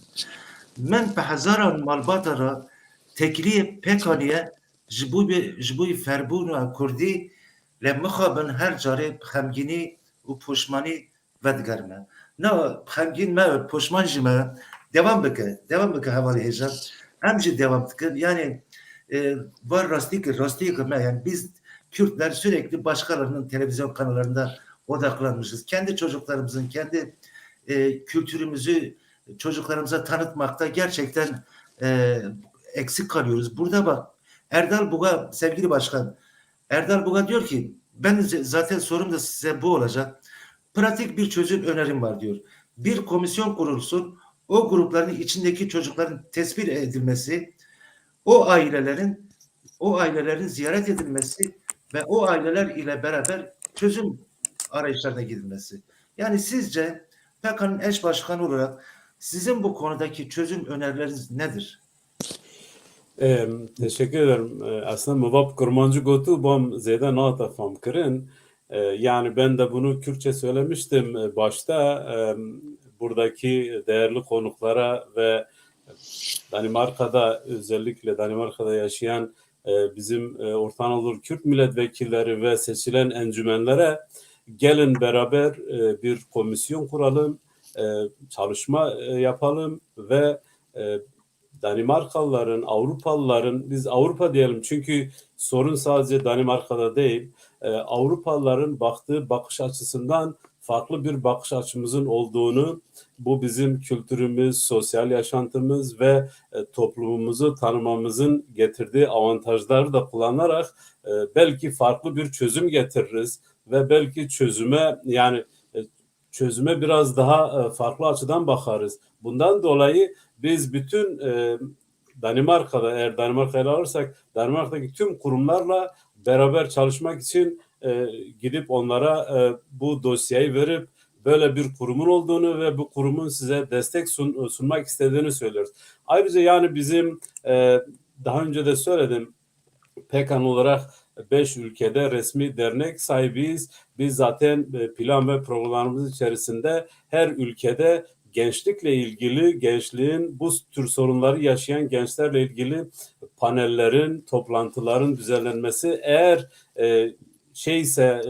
gerekirse, tespit edilirse ailelere gidip bunlarla uzman arkadaşları götürüp konuşmak ve uzman arkadaşların önereceği önerileri dinlemelerini tavsiye ederiz. Veyahut da aileleri getirip onların uzman arkadaşlarla konuşmalarını sağlarız. Yani biz PKK olarak bu işe elimizi bu taşın altına koyuyoruz ve böyle bir öneriyi ben Kürtçe yapmıştım. Arkadaş herhalde anlamadı onu. Ben böylelikle Türkçe'de yapmış olayım, tekrarlamış olayım. Evet. Yani ayrıca arkadaşlar söylüyor, diyor ki işte bu yani dille ilgili evet biz görüyoruz, biz yaşıyoruz da arkadaşlar da dile getirdi, uzmanlar da dile getirdi. Bazı gruplar var, bazı aileler var. bunlar maalesef bizim istediğimiz düzeyde, seviyede değiller. Bunun birçok sebebi var. İşte dinsel sebebi var, kültürel sebepleri var. Bundan dolayı bizim yaklaşımımız belki onlara cesaret verecektir. Belki onları biraz daha motive edecektir. Bundan dolayı biz diyoruz ki biz bu işe elimizi taşın altına koyacağız ve bu işi uzman arkadaşlar yapacağız. Ben Evet. Ahmet arkadaş el kaldırdı birkaç kez, ona söz hakkı tabii. veriyorum. Buyurun Ahmet. Buyurun, buyurun. Şimdi Buyurun Ahmet Bey. burada ben skemada okuyorum. Bir sürü sorular soruluyor. Kardeşim bakın, burada entelektüel olmamıza gerek yok. Eğer entelektüel konuları konuşacaksak yarın ya Kübrahane Üniversitesi'nde ya Ankara'da bir yerde toplanalım, entelektüel konular konuşalım. Onları bir yerde paket edin. Onlara zamanımız yok. Bu akşam da zamanımız yok. Şimdi Danimarka'da bakın, 40 senedir bu işin içindeyim. Bu konuda rakam olarak kesin söylemeyeceğim ama benim kendim şahit olduğum milyonlarca para harcanıyor. Örnek, 2. sınıfta, 3. sınıfta öğretmenlerin gözlediği, pedagogların, psikologların gözlediği sorunlar var. Okulda çocuk devamsızlığı vardır, psikolojik sorunları vardır, eğitim sorunu vesaire vesaire. Danimarka'da sosyal bir yasa vardır. Yani kurumlar o belediye bildirdiğinde belediyede bizim paragraf 50 dediğimiz sosyal yasada var ya, eylem planı yaparlar. Şimdi burada Erdal bu arkadaş söyledi, aileyle gidelim. Benim işim budur. Bakın, adamlar eylem planı yapmıştır. Toplantıya Ahmet arkadaş çağırmış tercüman. Erdal'ı çağırmışlar, şunu bunu var ya. İnanır mısınız? Ben kapısına var ya gidiyorum, arıyorum. 1001 dereden su getiriyorlar. Yarın var ya kurban verirler. Bizim buradaki sıkıntımız aileler kapılarını kapatmıştır. Yani bunu uzağa hiç gitmeye gerek yok. Entelektüel boyutları arama, kültürel arama yok. Benim burada istediğim bir iradedir kardeşim. Eylem planı çok nettir. Diyor ki, bakın Ahmet'in örnek, Ahmet bir gençtir. Okulda sorunları vardır. Caddede boşamalar sorunları vardır. Çeteler arasında belki endişelerimiz vardır. Bu konuda var ya, size aile danışmanı olarak şunu tespit ediyoruz. Okulda bu destek olacaktır. Siz bunlara katılıyor musunuz? Evet der. Ondan sonra çıktıktan sonra dosyayı ya şu şekil yapar ya da şu şekil yapıp atar. Şimdi durum böyle olunca biz çok kayıp veririz. Yani ben bugüne kadar bir türlü çözüm bulamadım. Ben devam ediyorum yine. Arıyorum aileleri, tek tek kapılarına gidiyorum. Benim gördüğüm şey ne zamandır biliyor musun? Aileler uyandığı anda bir gelişim olur. Ama genelleştirmekte belki yanlış olur. Maalesef bir sürü aileler var ya, işi var ya, hesaplarına gelmiyorlar, kullanmıyor. Demin ekonomik boyutu, Erdal arkadaş ekonomik boyutuna değindi. Tamam, sosyal ekonomik vardır. Bakın burada gençlik kulüpleri vardı. Aylığı var ya 50 krondur ya, 100 krondur. Bunu var ya veren yoktur. Bak diyorum ki alternatif var ya, hani demin arkadaşlarım belirttiği gibi çetelere katılır. Ama Konya'da var ya, merkezde olsun diğer bankalar parası vardır. Köyde var ya bir saray yapmıştır. Ya onu alemi nedir, ben orada bir anlamıyorum. Yani oturup cemaatlerde, oturup televizyonlarda göstermenin hiç alemi yok. Hiç alemi yok. Ya 50 kuron verebilirsin. 50 kuron var ya çok şeyi kurtarır. Hani biz diyoruz ki çocukların kişisel gelişimi, kültürel gelişimdir, sosyal gelişimidir, toplumda uyum sağlama konusudur. Bunlar hepsi vardır.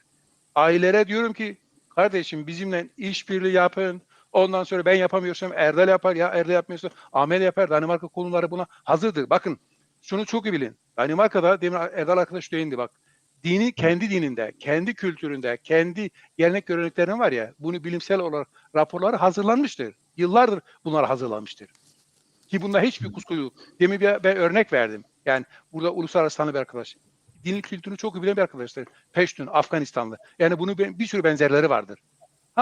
Şimdi işin özü şudur kardeşim. Biz yarın ne yapabiliriz? Bu kapısını kapatan ailelere nasıl ulaşırız? Yarın Serdallar ölmesin, başkaları ölmesin. Bunun çözümü var ya, ben bulamadım. Yani şimdi arkadaş grupları sorsa var ya, çözüm yoktur. Ama ben şunu biliyorum. Ailelerin kendilerine göre 1001 dereden mazeret getiriyor. Mazeretler de beni tatmin etmez. Kendi egoları için, kendi çıkarları için. Ama bazı çözüm önerileri aslında bu programda ortaya çıkıyor. Yani Şimdi bu çözüm önerilerden bazılarını biz...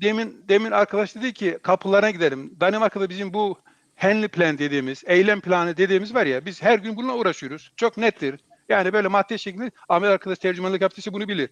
Madde 1 diyor, 2 diyor, 3 diyor, çok basittir. Madde 1 diyor, sen bu toplumda mesela bir sıkıntıların varsa Ahmet Emir yapar. Şimdi buradaki işin garip tarafı bakın. Politikaya karıştırmaya gerek yok. Entelektüel olmaya gerek yok. Burada aile dinamiği yok. Aile sıcaklığı yok. Bu caddeye giden çocuklar, üşüyen çocuklardır kardeşim. Üşüyen. Sıcaklığı onlarda buluyor. Benim buradaki konumun mesajı şudur. Aile eğer çocuğunu açıp da kucaklayıp da ona sıcaklık verirse, çetelere var ya, o zaman çok az pas verilir. Ama maalesef bunu da aile dinamiği deyince var ya, işin garip tarafı, anne baba eğer birbirlerine karşı saygı sevgileri yoksa, baba sabah akşam çıkıp da eve geliyorsa, sorun yoksa, işimiz zordur. İşimiz bayağı zordur. Yani işin gerçeğini konuşmak lazım. Yani bunun hiç entelektüel, entegrasyon, buna hiç gerek yok. Şimdi sevgili Ahmet, gerçekten çok önemli konulara değiniyorsunuz ve bizi izleyenler de bana göre çok çok önemli çözüm önerilerinde bulunuyorlar. Yani bütün arkadaşlar, bak Mayat Bulut arkadaşımız ne diyor? Biz azınlık olarak yaşadığımız ülkede entegre olmaktan kaçınıyoruz. Bütün sorun burada başlıyor diyor. Erol Yılmaz diyor ki ebeveynlerin sorunlarını topluma karşı utanma, çekinmeler yüzünden bu çocukların kaybettiklerinin farkında değiller. Yani çocukları bu işteler ama konuşmuyorlar, utanıyorlar, çekiniyorlar. Gelip bir kişiye, bir kuruma danışmaktan korkuyorlar. Onun için farklı çözümler bulalım. Şimdi bu kalan son 15-20 dakikayı da hep birlikte neler yapabiliriz? Erdal buyur, senle başlayalım. Şimdi orada Erol Yılmaz arkadaşım söylediği çok güzel bir şey var. Aileler kendi gerçekleriyle yüzleşmiyorlar. Bizler de hani problemi halının altına süpürelim veya psikolojide savunma mekanizmalarından bir tanesini kullanıyoruz. Bastırma psikolojisi. Yani asıl problemi görmeyip gölge sorunlarla uğraştığımız için Erol arkadaşa katılıyorum. Aileler çocuklarıyla açık, onların duygularını anlamaya dönük güvenli iletişim kurabilmeleri gerekiyor. Yani onun çocuğunun ergenleşme sürecinde yaşadığı ruhsal değişimleri destekleyecek, yol gösterici olacak. Onlara ihmal ve şiddetten kaçınacak. Şimdi anne ve babanın olmanın bir şeyi yok. Bu içgüdüsel bir olay ya. Bunun üniversitesi eğitimini bırakalım. Ya bir anne baba çocuğunun zarar görmesini ister mi? Hayır. O zaman bununla bir anlaşalım. Bir anne ve baba çocuğunun zarar görmesini istemiyorsa buna da ne yapacak? O zaman çocuğuyla ilgilenecek. Belli şeylere, kriterlere verdiği değerin önce çocuğunu merkeze alan bir davranışta bulunacak. Eğer çocuğunun sorunlarıyla ilgilenir ve o probleme yönelirse çözüm daha çok çabuk çözülür. Ayrıca çocuğun sınırlarını, yaşamı, kural ve değerlerini oluşturabilmesi için çocuğuna rehber olacak sağlıklı modeller geliştirmeli. Yani aileye bakır, çocuğun madde bağımlısı, çevresindekiler yanlış anlayacak korkusuyla çocuğunu daha çok madde kullanımına teşvik ediyor. Arkadaşlarına karşı duymasın, çevresi duymasın, herhangi kimseye hissettirilmemesi için bir çaba sarf ediyor. İkinci bir çözüm olarak çevresel nedenler dedik. Şimdi çevresel nedenlerde çocuğun suçluluğunda çevresel nedenlerden kastedilen çocuğun ailesi dışında meydana gelen okul, akran grubu yani arkadaş grubu dediğimiz kesim ve kitle iletişim araçları. Şimdi çocuğun iyi ve kötü davranışlar kazanmasında çevrenin olumlu ve olumsuz çok büyük etkisi var. Çocuğun her gün birlikte yaşadığı, oynadığı, gezdiği, dolaştığı, uzun süre bir arada birlikte bulunduğu, akranların sevmediği kimselerin davranışlarını aynı kabul eder. Eğer ailede şefkati ve sevgi görmediyse ve onlar gibi davranmaya başlar. Çünkü gruba aitlik duygusunu hissettirmek ister. Ben size aitim, beni de kabul edin, beni de aranıza alın. Bu nedenle çocuğun ilişki kurduğu kimseler ne kadar ahlaklı ise çocuklar onlardan daha çok ahlaklı ve daha iyi olur. Eğer ne kadar ahlaksızsa o çocuk onlardan aldığı o ahlaksızlığı daha da bir adım ileriye götürüyor. Şimdi arkadaş grubunun sevgisini kazanmak için grup üyeleriyle birlikte hareket etmeye başlıyor. Benim için tutarsız, katı, hoşgörüden uzak, baskıcı, disiplin uygulaması yapan davranışlarda aile uzak duracak. Bunu ben söylemiyorum. Birçok araştırmacı söylüyor. İkincisi Danimarka'da özellikle güçlü bir toplum yapısının çocuğun uyuşturucu ve madde bağımlılığını bizim tasvip etmediğimiz davranışlara yönelme riskini aslında yaşam koşulları daha da rahatlatmaktadır.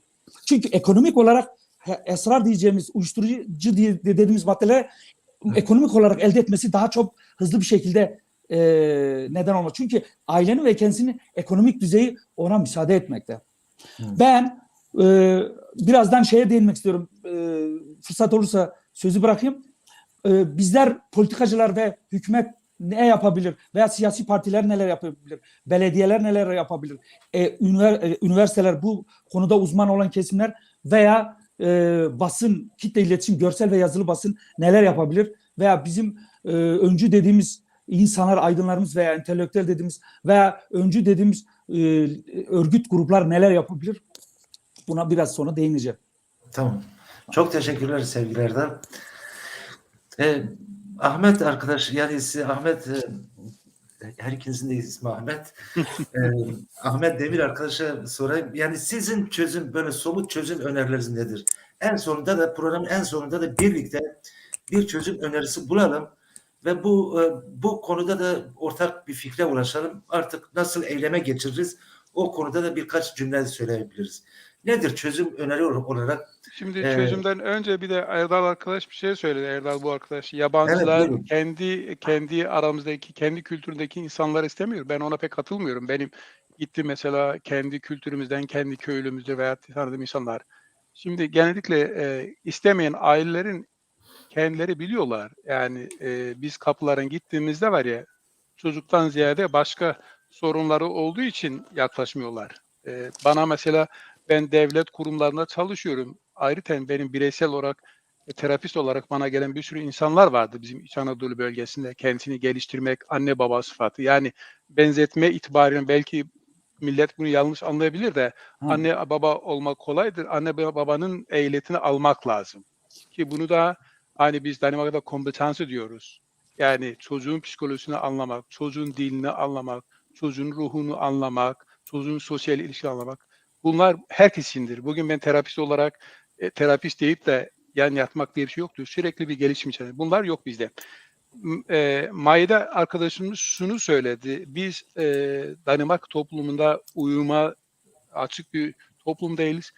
Bu değindiğim gruplardır. Ama bugün içimizde uyum sağlayan arkadaşlar da vardır. Bugün mecliste de vardır, her yerde vardır. Ama genellikle ufak bir grup. Necati, şimdi senin soruna gelince ben şunu diyorum. Olayın bir bireysel yönü vardır. Yarın var ya, bizim ulaşmadığımız aileleri tespit edip, demin Ahmet arkadaşın söylediği gibi, Danimarka'nın okuluyla, belediyesiyle, bunların polis, okul, SSP dediğimiz kurumlarıyla var ya, 2 kişi onlara gidip, onlara durumu izah edip, çocuğun durumun gelişimini net olarak hangi istikamete gittiğini ve bu konuda sistemi, yani okulun, belediyenin bu konuda ne yapacağı var ya, belediye buna hazırdır. Fakat o kapıyı açıp da cani yürekte katılacak anne baba isterim ben. Şimdi yazma, çizmede var ya, biz yazıyoruz, çiziyoruz, sabahtan akşama kadar yazıyoruz. Hiç ola değil. Benim burada istediğim o ailelerin evet deyip uygulaması. Demin ben bir sürü örnek verdim. Onların o gelişimi var ya, anne babanın emeğidir. Bir, anne babalara gitmek. İkincisi, Danimarka'daki eğitim kurumları, eğitmencileri, pedagogları, psikologları, bizim gençleri anlamak için onların da bizim efteruddanelse, öğrenim sonrası var ya, onları eğitmek lazım. Bunun da biz uğraşıyoruz sabahtan akşama kadar. Ki bunlara açıktır. Yani bu konuda adam diyor, doğrudur. Bir de eğitim kurumuna bakarsak, hani biz entelektüel olarak şunu diyoruz. Diyoruz ki okullarımızın yönetim biçimi var ya, kültürel kapital dediğimiz, yani entelektüellerin yönettiği bir kurumdur. Şimdi Kuşça'dan, başka köyden kalkıp da bu kurumlara gittiğimizde burada bir kültürel fark vardır. Yani bir işçi kültürü vardır, bir de bu entelektüel. Buradaki çatışma var ya, bunun bedelinin bir tanesidir. Ki bu Danimarka için de geçerlidir. Bu Türkiye için de geçerlidir. Şimdi burada eğitim kurumların işbirliği artı ailenin belediye içindeki aile danışmanlığından sıkı ilişkisi olup, yani perişan olan aileleri, onlarda rehberlik, yardım amacıyla. Mesela ben yardım ederken yalnız çocuk için değil, adamın ev kirası ödenmemiştir, adamın sağlık sorunu vardır, adam diş sorunu vardır, bir sürü sorunu vardır. Şimdi ben bir aileye giderken yalnız Ali'nin sorunu var diye gitmiyorum. Ha, sistem bunu benden istiyor. Ben sisteme şunu diyorum, bakın diyorum, ailenin bir sürü ilişkileri var. Şimdi biz onlar hepsini aileye yardım ettiğimizde aile de gayret ederse olur. Bu iki. Üçüncüsü, bizim Danimarka'daki eğitim kurumları var ya, bizim İç Anadolu bölgesinde ve Danimarka'nın işçi sınıfındaki çocukları bunu kucaklayacak seviyede değil. Ha, kültürel sahibi yüksek olan kurumlarda mesela entelektüel bir yapım varsa işini yola koyarsın. Ama bizim işin garip tarafı İç Anadolu bölgesine gelen köylü kesim var ya, burada zaten eleniyor. Ki onu da artık bu uzun vadeli bir şeydir. 4. Daha önce söyledim, bakın burada derneklere sorumluluk düşer, camilere düşer. Bir de bizim o düğünlerdeki o günlerde bu katılan arkadaşların bu konuları ele alması bence iyi bir fikirdir. Son olarak diyeceğim şudur. İnşallah bu ilk ve son olur ki onun da garantisi yoktur. Ama ben şuna inanıyorum. Eğer biz Ahmet Arkadaş'ın dediği gibi bu taşın altına elimizi koyarsak beraber 10 gençten ikisini kurtarırsak ne mutlu bize. Ha, burada yine söylüyorum, ben aileler bu akşam çok yüklendim. Bu ailelerin yani kötü anne baba olduğunu, eğer öyle bir izlenim verirsin, bundan da ben üzülerek söylüyorum, yok öyle bir izlenim yok. Herkes söyler ama benim burada gördüğüm, benim kendi tecrübem, bunu ben başkasına yüklemem. Bazı gruplar kapılarını kapatmıştır. Bu kapılar bugüne kadar açılmadı. İnşallah yarın açılır. Evet. İnşallah umuyoruz. Aslında çok güzel, önemli sorular geliyorlar. Ahmet Başkan, bu sorulardan birkaç tanesini böyle kısa kısa sorayım. Siz de olabildiğince cevap verin. Diyor ki Danimarka'da Kürt nüfusuna oranlandığında suç oranı ne kadardır? Böyle bir istatistik var mı? Varsa suç oranı genele göre daha mı yüksek yoksa daha mı düşük? Kadir Küçük Yıldız çok önemli bir şey söylemiş. Diyor ki biz çağdaş bir ülkede 50 yıldır yaşamamıza rağmen halen entegrasyon sorunu yaşıyoruz. Ebeveyn olarak kendimizi yetiştiremiyoruz ve ona rağmen çocuklardan da çok şey bekliyoruz. Bu biraz Ahmet Demir arkadaşa da söylensin. Yani bizler çok şey bekliyoruz ama anne baba daha kendisini entegre edememiş topluma. Çocuklarına ne verebilirler yani? Orada da önemli bir soru var. Kısaca bir söyleyeyim.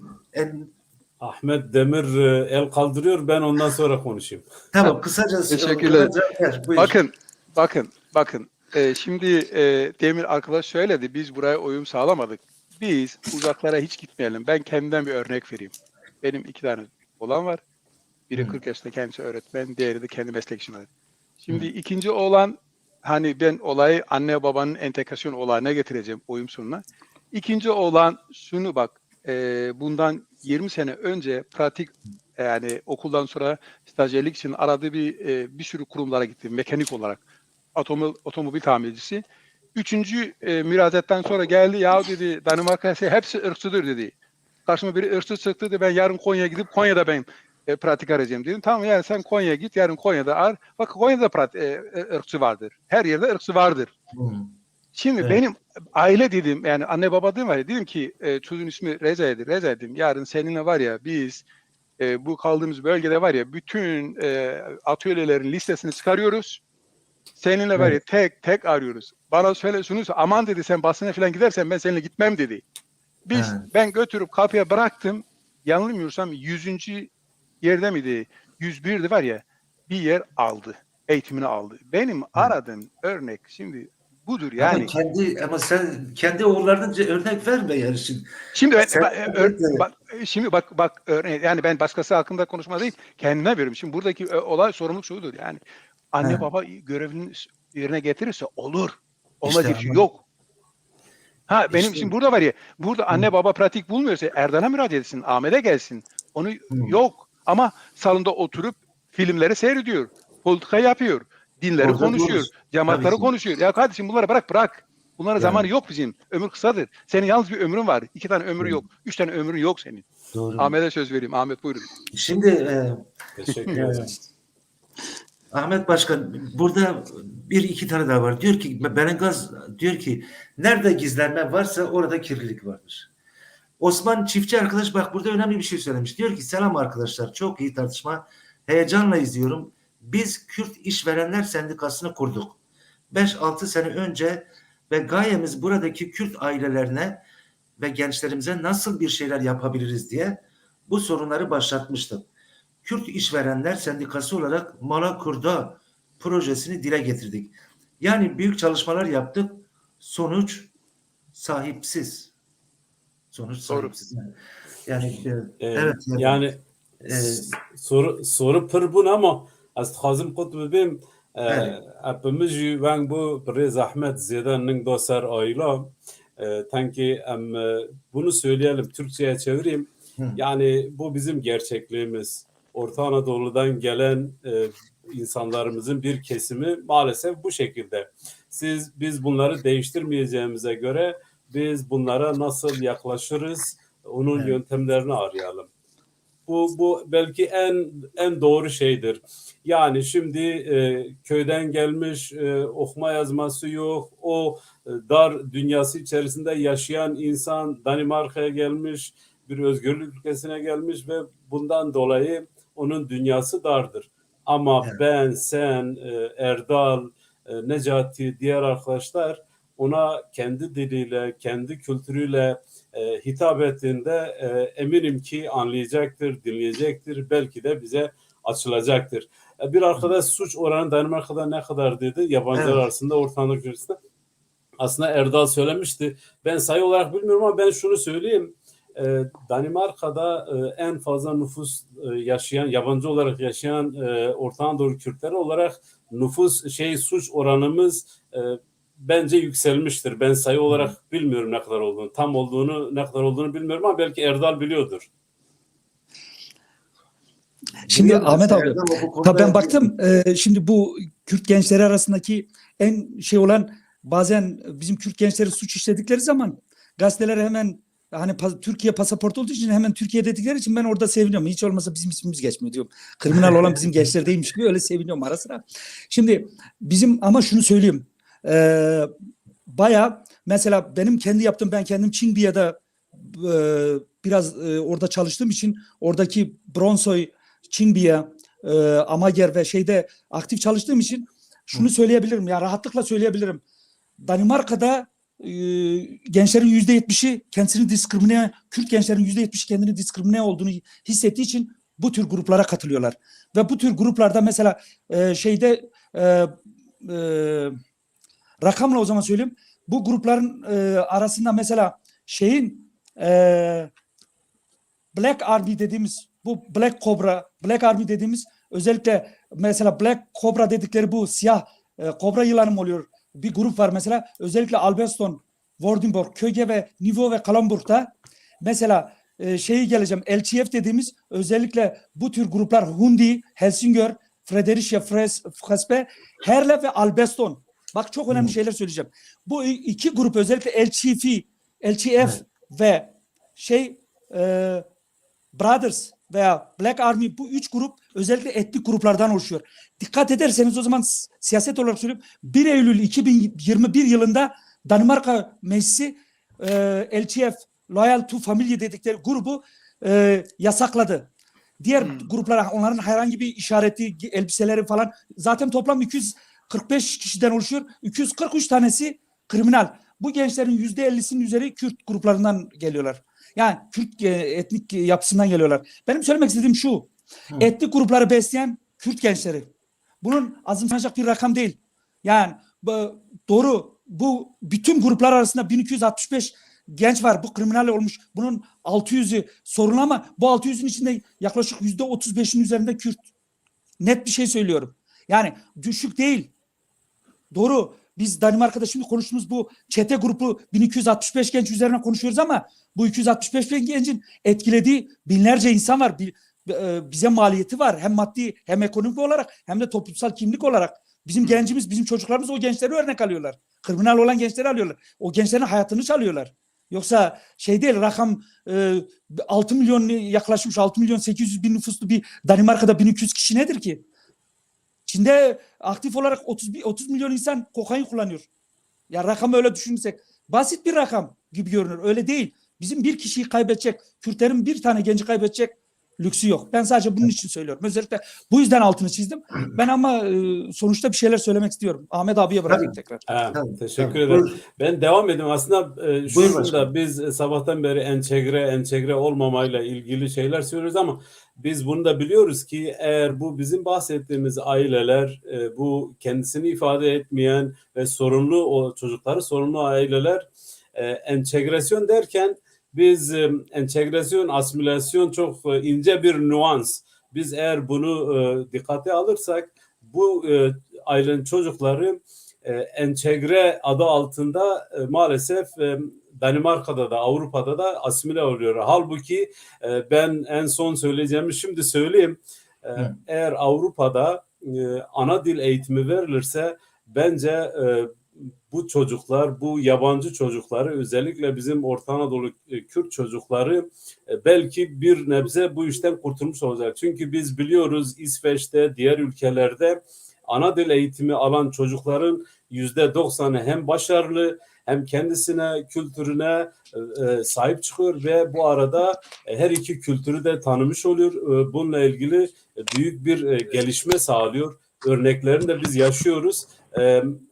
Bu da belki ileride PKK olarak bu siyasetçi ve uzman arkadaşların diyelim baskı derken yani talep edeceğiz. Eğer biz talep etmezsek, evimizde oturursak Danimarka bize hiçbir zaman ana dil eğitimi vermez. Evet. Onun için dernekler, kurumlar, aileler bunu talep edecek. Talep ettiğimiz takdirde belki ileride bu sorunu da bu şekilde bir nebze olsun kurtarmış oluruz. Evet. Ayrıca demin arkadaşlar çok bahsetti. Yani çok ilginçtir. Erdal da biraz bahsetti.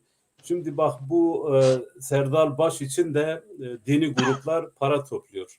Daha önce de böyle bir şey yaşandı. Yani. Şimdi bizim insanlarımız ülkeden gelen, köyden gelen, gelişmemiş, okuma yazması olmayan insanlar dini grupları, dini kendilerine bir kurtarıcı olarak görüyorlar. Yani biz %90 dindar olan bir toplumuz. Yani kırmacı dönem Kürtler zihade ve işitkini ama maalesef Danimarka'daki bu dini gruplar bunu kötüye kullanıyorlar ve çocuklarımızı alıp götürüp işte biz Danimarka'da yaşadık, Kopenhag'da yaşananlar ortada. Bizim Orta Anadolu Kürtlerinden birçok kişi gitti, DAEŞ'e katıldı. Yani işin en acı tarafı da Kürt'ü öldürdü ve hala biz bunların peşini de bırakmamışız. Ama ne yazık ki çok üzülüyoruz yani. Örneğin PKK'na rağbet yok ama dini gruplara, DAEŞ'e yakın gruplara rağbet var. Bu da anlaşılacak bir durum değil yani. Biz hiç kimseye de serzenişte bulunmuyoruz. Yani eğer eksiklik varsa gene kendimizde görüyoruz ama bu da bizim için yani bu bir serzeniştir. Evet. Lütfen bu dini gruplara bu işte efendim Somali'de Serdar Baş'ın bir çeşme yapılacak. Ya ne kadar saçma bir şey ya. Ya yapılacaksa mal gündüz çimane bakayım. Şey yani bu neyin nesi? Hangi paradan bahsediyor? Ne binlerce para toplanıyor. Yani ben sosyal medyada gördüm. Biri diyor ki ben bu işe karşıyım. Bir geçen sefer ölen bir arkadaş vardı. Bir genç vardı. Onun akrabası ben bunu istemiyorum ama diyor mecbur kaldık. Bizi zorladılar diyor buna. Demek ki burada yani, o grupların baskıcı bir rolü var. Bunu da söyleyeyim. Bir de bu camilerle ilgili aslında aynı bu konu. Yani camilere çocuklarımızı gönderelim. Dini veciplerini öğrensinler. Dini geleneklerini öğrensinler. Ama biz gördük ki onlar hep işi de gitti ve yaşanan dramı Danimarka'da hala yaşıyoruz. Bizim ailelerimiz yaşıyor ve yurt dışı olan çocuklarımız var. Yani yurt dışı oldular. Bence kendi kurumlarımıza, kendi insanlarımıza gidersek, yardım talebinde bulunursak belki bir şey yapılır. PKK olarak tekrarlıyorum biz Avrupa'da 5 örgütlü olduğumuz ülkede gençlerle ilgili seminerler, toplantılar düzenleyip Ahmet gibi, Erdal gibi uzman arkadaşları davet edip insanlarımızı aydınlatmak ve bu konuda eğer bir nebze olsa da katkı sunarsak ne mutlu bize. Çok teşekkürler sevgili Ahmet Başkan. Şimdi burada gerçekten bu programda çok önemli mesajlar geliyor. Sağ olsunlar izleyiciler çok önemli mesajlar da yazıyorlar. Birkaç mesaj okuyup ve isterim ki bu programı sonra tekrar izleyelim. Herkes kendi evinde tekrar izlesin ve mesajları da bir okuyun. Gerçekten ben hepsini okuyamıyorum çünkü. Deniz Helin, sevgili Deniz Helin ülkeden, Cameli'den bize yazıyor. Diyor ki anne ve babalar İç Anadolu'dan gitmiş. Asosyal, apolitik ise çocuklarına ne verebilirler? Çocuklarını kaybetme korkusu ile cemaatlerin eline bırakmışlar. Nuri Şener ne diyor? Nuri Şener, sevgili Nuri Şener diyor ki 20 yaşlarındaki gençler lüks arabalara biniyorlar. Cepleri para dolu. Aileler bunun kaynağını nereden geldiğini sorgulamıyorlar. Çocukların bu durumuna övünüyorlar ta ki ölüm kapıya gelinceye kadar. Ve Özden de çok önemli bir şey yazmış. Diyor ki eğer bir genç çocukluk döneminde okul ve ailede baskı, küçümseme, sevgisizlik görmüş ise ve gençlik çağında popüler olmak ve güçlü, cesur görünmesi gibi bu gibi grupların içine giriyorlar. Bir de bunun kültürel olarak nitelendirmemek gerekiyor. Çünkü burada ailelere çok büyük sorumluluklar düşmektedir. Türkiye'de böyle mafyavari gruplar da var. Türk ve Kürt gençleri çok duyuyoruz. Bu gruplarda Türk ve Kürt gençleri de çok duyuyoruz. Elbette doğru. Daha birçok mesaj var. Dediğim gibi bu programı tekrar izleyelim. Çok önemli. Bir gençlere sahip çıkmazsak birileri alıp götürür gençlerimizi maalesef. Diyor Hacı Miran Delali. Yani biraz önce hepiniz dile getirdiniz. Bir şekilde elimizi altın taşına eline atıp koymamız lazım. Bir araya gelmemiz lazım. Bir komisyon mu oluştururuz? Bir oluşum mu gerçekleştiririz? Bir araya gelelim ve bu konuyu, kamuoyunu yaratalım. Gerekirse bu tür gençlerin ailelerini teker teker belirleyelim ve ziyaretlerde bunlar bireysel değil. Çünkü bireysel olarak gidersek kabul görmüyor. Bir grup adına, bir oluşum adına bu ailelerle iletişime geçelim diyorum. Erdal sen ne diyorsun? Daha sonra Şimdi da kesinlikle Necati şey. senle aynı fikirdeyim. Herkes de aynı fikirdeyim. Aslında ortak bir sorunumuz var. Sorunu biliyoruz. Çözümü yine bizim elimizde. Yani çözümü başka bir yerde bulmayacağız. Çözüm gözümüzün önünde. Bunlar bizim gençlerimiz, bizim çocuklarımız. Özellikle mesela Nuri Şener, Osman, Özden'in belirttiği, orada Cengiz abinin birçok kişinin belirttiği bir problem var. Yani biz gençlerimize sahip çıkmalıyız. Bunu yaparken nasıl yapabiliriz? Birçok kişiye, toplumun birçok kesimine iş düşüyor. Birincisi hükümetler alanında. Yani siyasilere düşen tarafı var. Belediyelere düşen tarafı var. Özellikle pedagojik üniversitede uzman kişilere düşen görevler var. Bizim o alanda çalışma yapan arkadaşlar, Ahmet gibi değerli birçok insanımız var. Bu tür konuda çalışma yapan.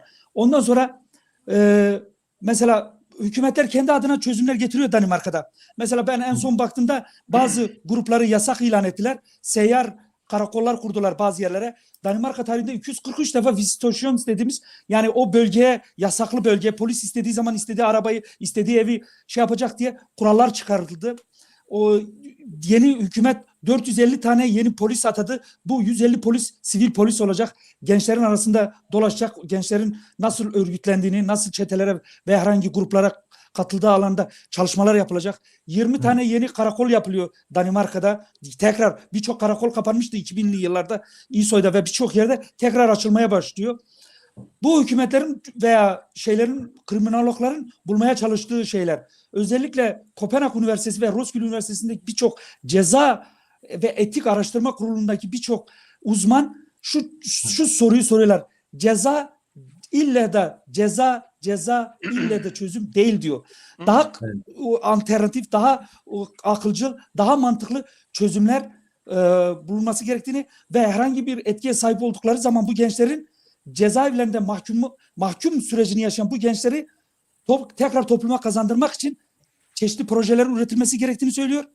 Ayrıca Danimarka Eğitim Üniversitesi'ndeki birçok araştırmacı zaten Ahmet abi gibiler çete alanında mevcut araştırmaları gözden geçirip polisin çete savaşını gerçekten durdurabileceğine kanaat getiriyorlar. Bunu ben söylemiyorum.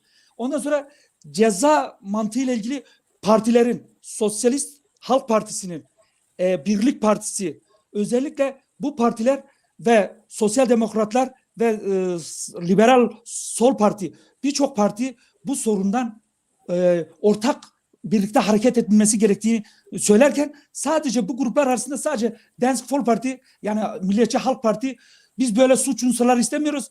O Danimarka vatandaşı olmayan çete üyelerinin derhal hükümet karar alıp bunları hudut dışı etmesi veya sınır dışı etmesi gerektiğini ve kısadan çözümler üretmeye başlıyorlar. Benim son olarak söylemek istediğim şu: bizim okul, aile ve polis beraber çalışma, ailelerle çalışma, okul ve belediyelere ait kulüplerin, derneklerin, etnik derneklerin, yerel derneklerin, konut dediğimiz bu konut dernekler, biliyorsunuz, ayafoyningler, özellikle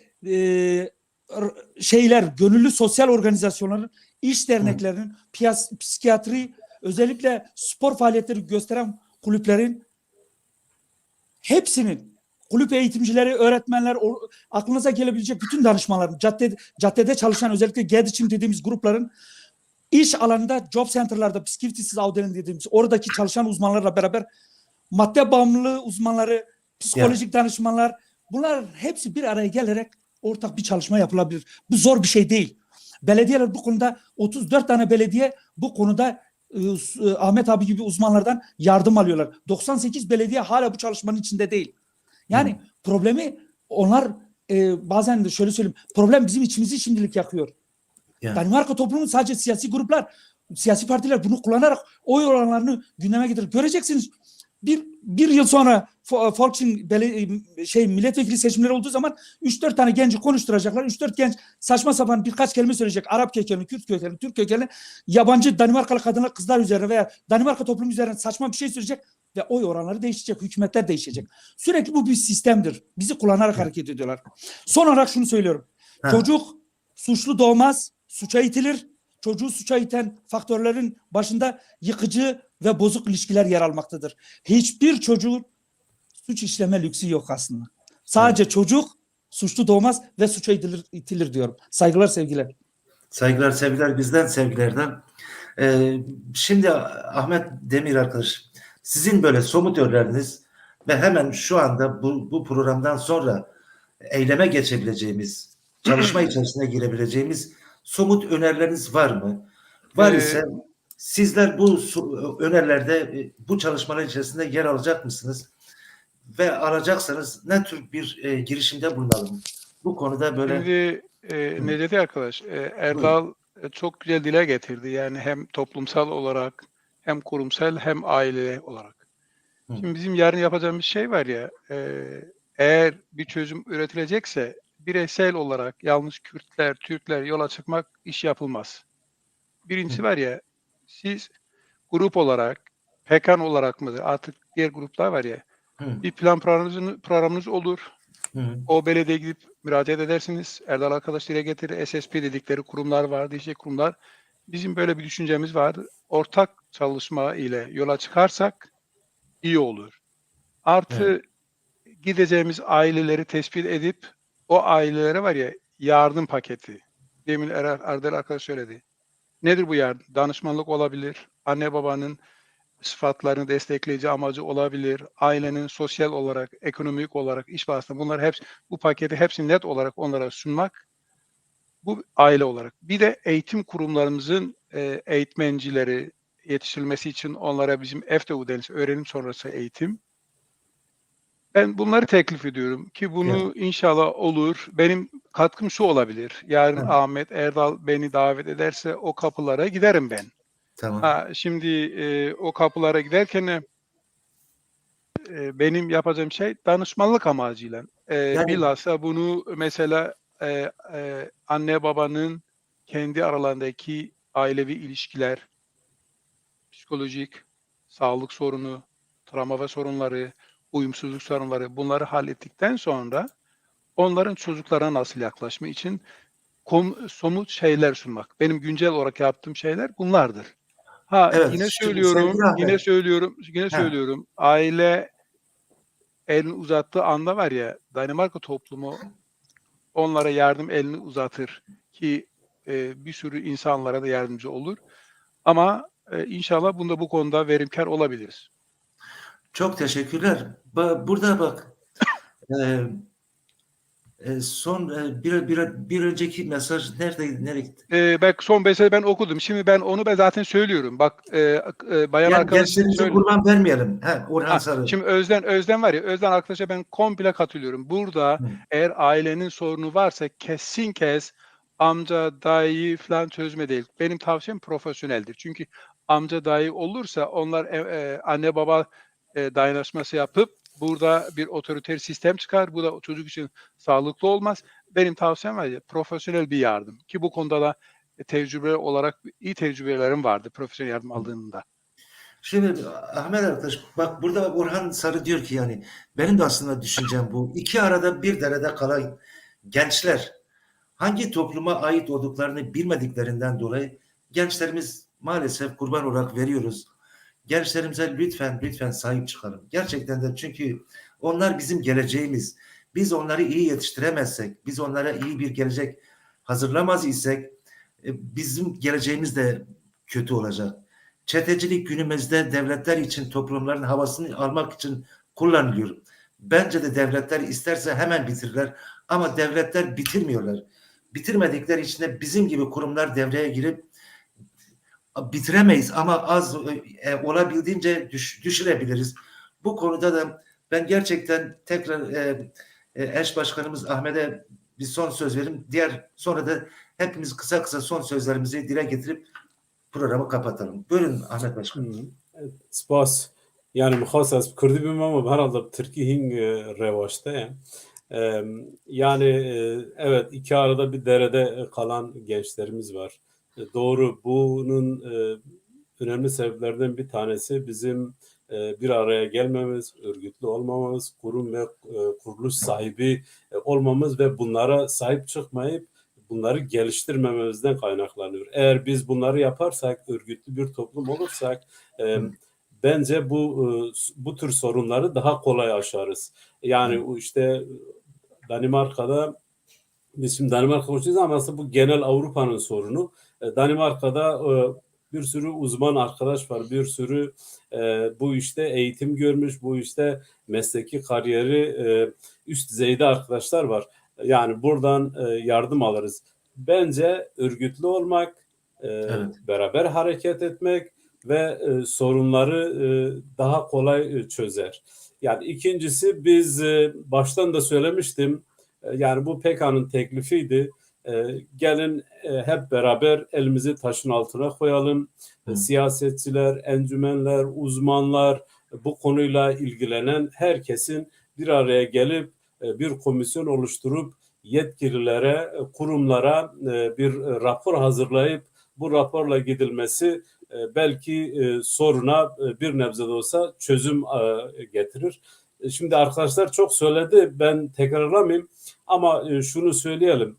Yani biz aileleri suçlamıyoruz. Aileler geldikleri köylerde, geldikleri ülkelerde, geldikleri toplum içerisinde ancak bu kadar gelişmişler. Bundan dolayı biz aileleri suçlamıyoruz. Eğer bir sorun varsa biz bu soruna çözüm olmak istiyoruz. Evet. Ben son sözümü herhalde sonra söylerim, değil mi? Yok, varsa şimdi söyler, şimdi kapatan. Buradan tüm herkese çağrımızdır. Örgütlü bir yapı olun, beraber bir araya gelin. Eğer bir araya geldiğimizde bu tür sorunları daha kolay aşacağımızı inanıyorum. PKK'da 5 senedir kurulmuş, Avrupa'da 8 ülkede resmi bir derneği olan ve kurumlaşmayı hızla devam eden bir Orta Anadolu Kürt kurumudur. Bundan dolayı eğer siz bize gelirseniz biz size elimizden gelen tüm desteği sunmaya hazırız. Evet. Çok teşekkürler sevgili eş başkanım. Çok teşekkürler. Ahmet arkadaş, sizden de son sözlerinizi alalım. Daha sonra da programdan ayrılmayalım. Program bitiminde sanat stüdyoda biraz sohbet edelim. Evet, buyurun. Necati arkadaş, şimdi konuyu kapatmadan önce ben hem size hem katılan arkadaşlara hem dinleyen arkadaşlara teşekkür ediyorum. Bence çok iyi sorular soruldu. Benim teşekkür- yarın yapacağım şeyler şunlardır. Bir, anne babalar artı grupların olduğu yerler, camiler, düğün, sünnette var ya, gruplara hitabım var ya, anne babaların, gençlerin sorunları nedir? Gençlerin ihtiyaçları nedir? Ve bunlar için neler yapılır? Bu bir. İkincisi, birebir açılmayan kapıları var ya, sizinle ve diğer Danimarka'nın eğitim kurumlarla onlara gidip onları küçük düşürmek amacıyla, onları anne babaları yüceltmek amacıyla bir diyaloğa girip onlar bizimle nasıl çalışır? Bunlar yapılır. İkincisi. Üçüncüsü Erdal arkadaş, Ahmet arkadaşla değindi. Bunlar kurumsal seviyede, politik seviyede bunlar uzun vadeli. Benim düşündüğüm biz yarın ne yapabiliriz? Ki ana anahtar şudur. Beraber hareket etmemiz var ya, Danimarka kurumlarıyla hareket ettiğimiz an bir gelişme kaydederiz. Benim bundaki rolüm şudur. Yarın mesela Osman arkadaş soruyor. İSO'da konferans bir anne babalar olarak düzenlerse ben varım. Yarın oraya gidip tekrar onlarla oturup diyalog. Tabii ki. Belki ben burada onlara hor olarak hitap etmiş olabilirim. Temelim onlar biz karşı karşıya geliriz. Onlara var ya benim kendilerine sunacağım bazı pratik şeyler sunarım. Ama yine söylüyorum. Temel sorumluluk annedir. Bizim eğitim kurumlar, bizim devlet kurumlarıdır ve bizim politikacıların basındaki kullandığı konuşma hitabıdır. Temenim buradaki dinleyici arkadaşlar, Erdal, Ahmet arkadaşlar belki esinlenmişlerdir. Yarın iyi bir şeyler çıkar. Teşekkür ederim. Biz teşekkür ediyoruz sevgili Ahmet. Ayrılma, programdan ayrılmayın. Erdal, senin de son sözlerini alalım. Valla ben son söz şunu söyleyeyim. Ben kendim şurada Life Change dediğimiz bu cezaevlerinde gençlerin rehabilitasyon döneminde gönüllü olarak çalışan bir kişiyim. O cezaevinden gençler 26 yıl, 4 yıl içinde pedagog olarak çıkan, cezaevinden çıkan çocuklara diploma verdik. Çok mutluyum. Bazen gençler onların kompetansı, onların yeteneklerine göre, resim yeteneğine göre, müzik yeteneğine göre veya herhangi bir konuda sevdikleri ve daha önce gerçekleştirmek istedikleri hayalleri göz önüne alarak bir çalışmada bulunuyoruz. Life Change merak edenler internetten bakabilirler. Bu konuda gönüllü çalışmalarımız var ve bunları da destekliyoruz ve destekleyeceğiz de her zaman. Bu bir. İkincisi, şimdi ben her zaman şunu söylüyorum. Kürt gençleri özellikle kimlik arayışı dönemine girdiğinde bu bizim gençlerimizin çocuğun duyguları yoğun ve iniş çıkışlıdır. Davranışları çocukluk döneminde gösterdikleriyle daha farklı olduğu için daha çok hoşgörülü olalım. Aileler daha uyumlu, çocuğun yeri geldiği zaman saldırgan olabilir, yeri geldiği zaman öfkeli olabilir. Onun öfkesini aza indirebilecek, onunla bir iletişime geçmemiz gerekiyor. Eğer aile olarak sorunu ele alıyorsak, çevresel olarak ele alıyorsak zaten onun arkadaşlarını kontrol altına alan ve arkadaşlarının kiminle muhatap olduğuna, kiminle görüştüğüne çok dikkat etmeliyiz. Takıldığı internet kafeler dahi olsun, oyun alanları falan. Üçüncüsü, ben şunu söyleyeyim, okula devamlılık süreci, okul takibini, onun toplantılarına katılmalıyız. Çünkü ilgilenen bir aile olur. Dördüncüsü, özellikle çocuğun onun hayallerine, onun duygularına hitap edecek çalışmalarda daha çok gönüllü yer almalıyız. Onu destekleyecek, ona umut verecek, onu umutlandıracak çalışmalara girmeliyiz. Ben özellikle şunu söyleyeyim, kimlik arayış sürecinde çocuğun kafasına geleceğe dair pek çok soru işareti vardır. O sorulara biz aile olarak cevap vermiyorsak uzmanlara gidip kendisi hayatı ve toplum için ilgili pek çok soruya yanıt arayabileceği insanlarla ilgilendirmeliyiz. Son olarak yine söylüyorum. Hiçbir çocuk suçlu doğmaz, suça itilir. Çocuğu suça iten faktörlerin başında yıkıcı ve bozuk ilişkiler vardır. Bu her zaman birileri bir çocuğu suça iter. O yüzden daha güzel günlerin geleceğine inanıyorum. Eğer iyi çalışmalar yaparsak tabii. Tabii ki. Yoksa yapmazsak daha kötü. Çok teşekkürler sevgili Erdal. Bence gerçekten çok önemli bir program oldu. Hem sizlerin sayesinde hem de bizi izleyen izleyicilerimizin sayesinde gerçekten güzel bir program oldu. Son olarak burada sevgili adaşım Necati Hussar Kobani çok güzel bir arkadaşımız. Çok önemli çalışmaları da var. Genç bir arkadaşımız ve gençlerle öteden beri çalışması var. Diyor ki programa geç katıldım ama Kürt gençliğiyle yıllar boyunca çalışan birisi olarak belirtmem gerekir ki sorun iki kültür arasında kalınmışlığın değil, sorun aile otoritesi, korku, namus ve cinsiyetçilikle gençliği sindirme çabasının yarattığı bir şey. Gerçekten de doğru bir tespit. Umarız ki Necati ile de bir gün bir program yaparız. Çok teşekkürler sevgili arkadaşlar. Buradan böyle bir sonuç çıktı. Demek ki biz bulunduğumuz ülkelerde bir araya gelmeliyiz. Ve gençlerimize yönelik birlikte belirli oluşumlar oluşturmalıyız ki ailelerle birlikte bu gençlerimizin sorunlarını dile getirmeliyiz. Çocuklarımıza dikkat etmeliyiz. Neyle uğraştıklarından, nereye gittiklerinde, ceplerinde fazlasıyla paranın nereden geldiğini araştırmamız lazım. Nereden geliyor bu paralar? 20 yaşında bir genç nasıl Mercedes'e şuna binebilir? Bunu araştıralım, bunu çabalayalım, bununla da övünmeyelim. Lütfen diyoruz. Çocuklarımızı böyle pisi pisine çetelerin ölümüne bırakmayalım. Tekrar bak anne babalar çocuklarıyla arkadaş etmeliler. Çocuklarını eve alıştırmalılar. Selamlar sevgili Ali Çapkan. Çok çok teşekkür ediyoruz sevgili arkadaşlar. Bizlerle olun. Pekan'ı iyi izleyin. Pekan'ı takip edin. Pekan dengi veye. Pekan dengi Kurdin Anatoliye Navine. Şaba ve hoş be. Jav hazbikin hatta ne deviye. Bu hatırı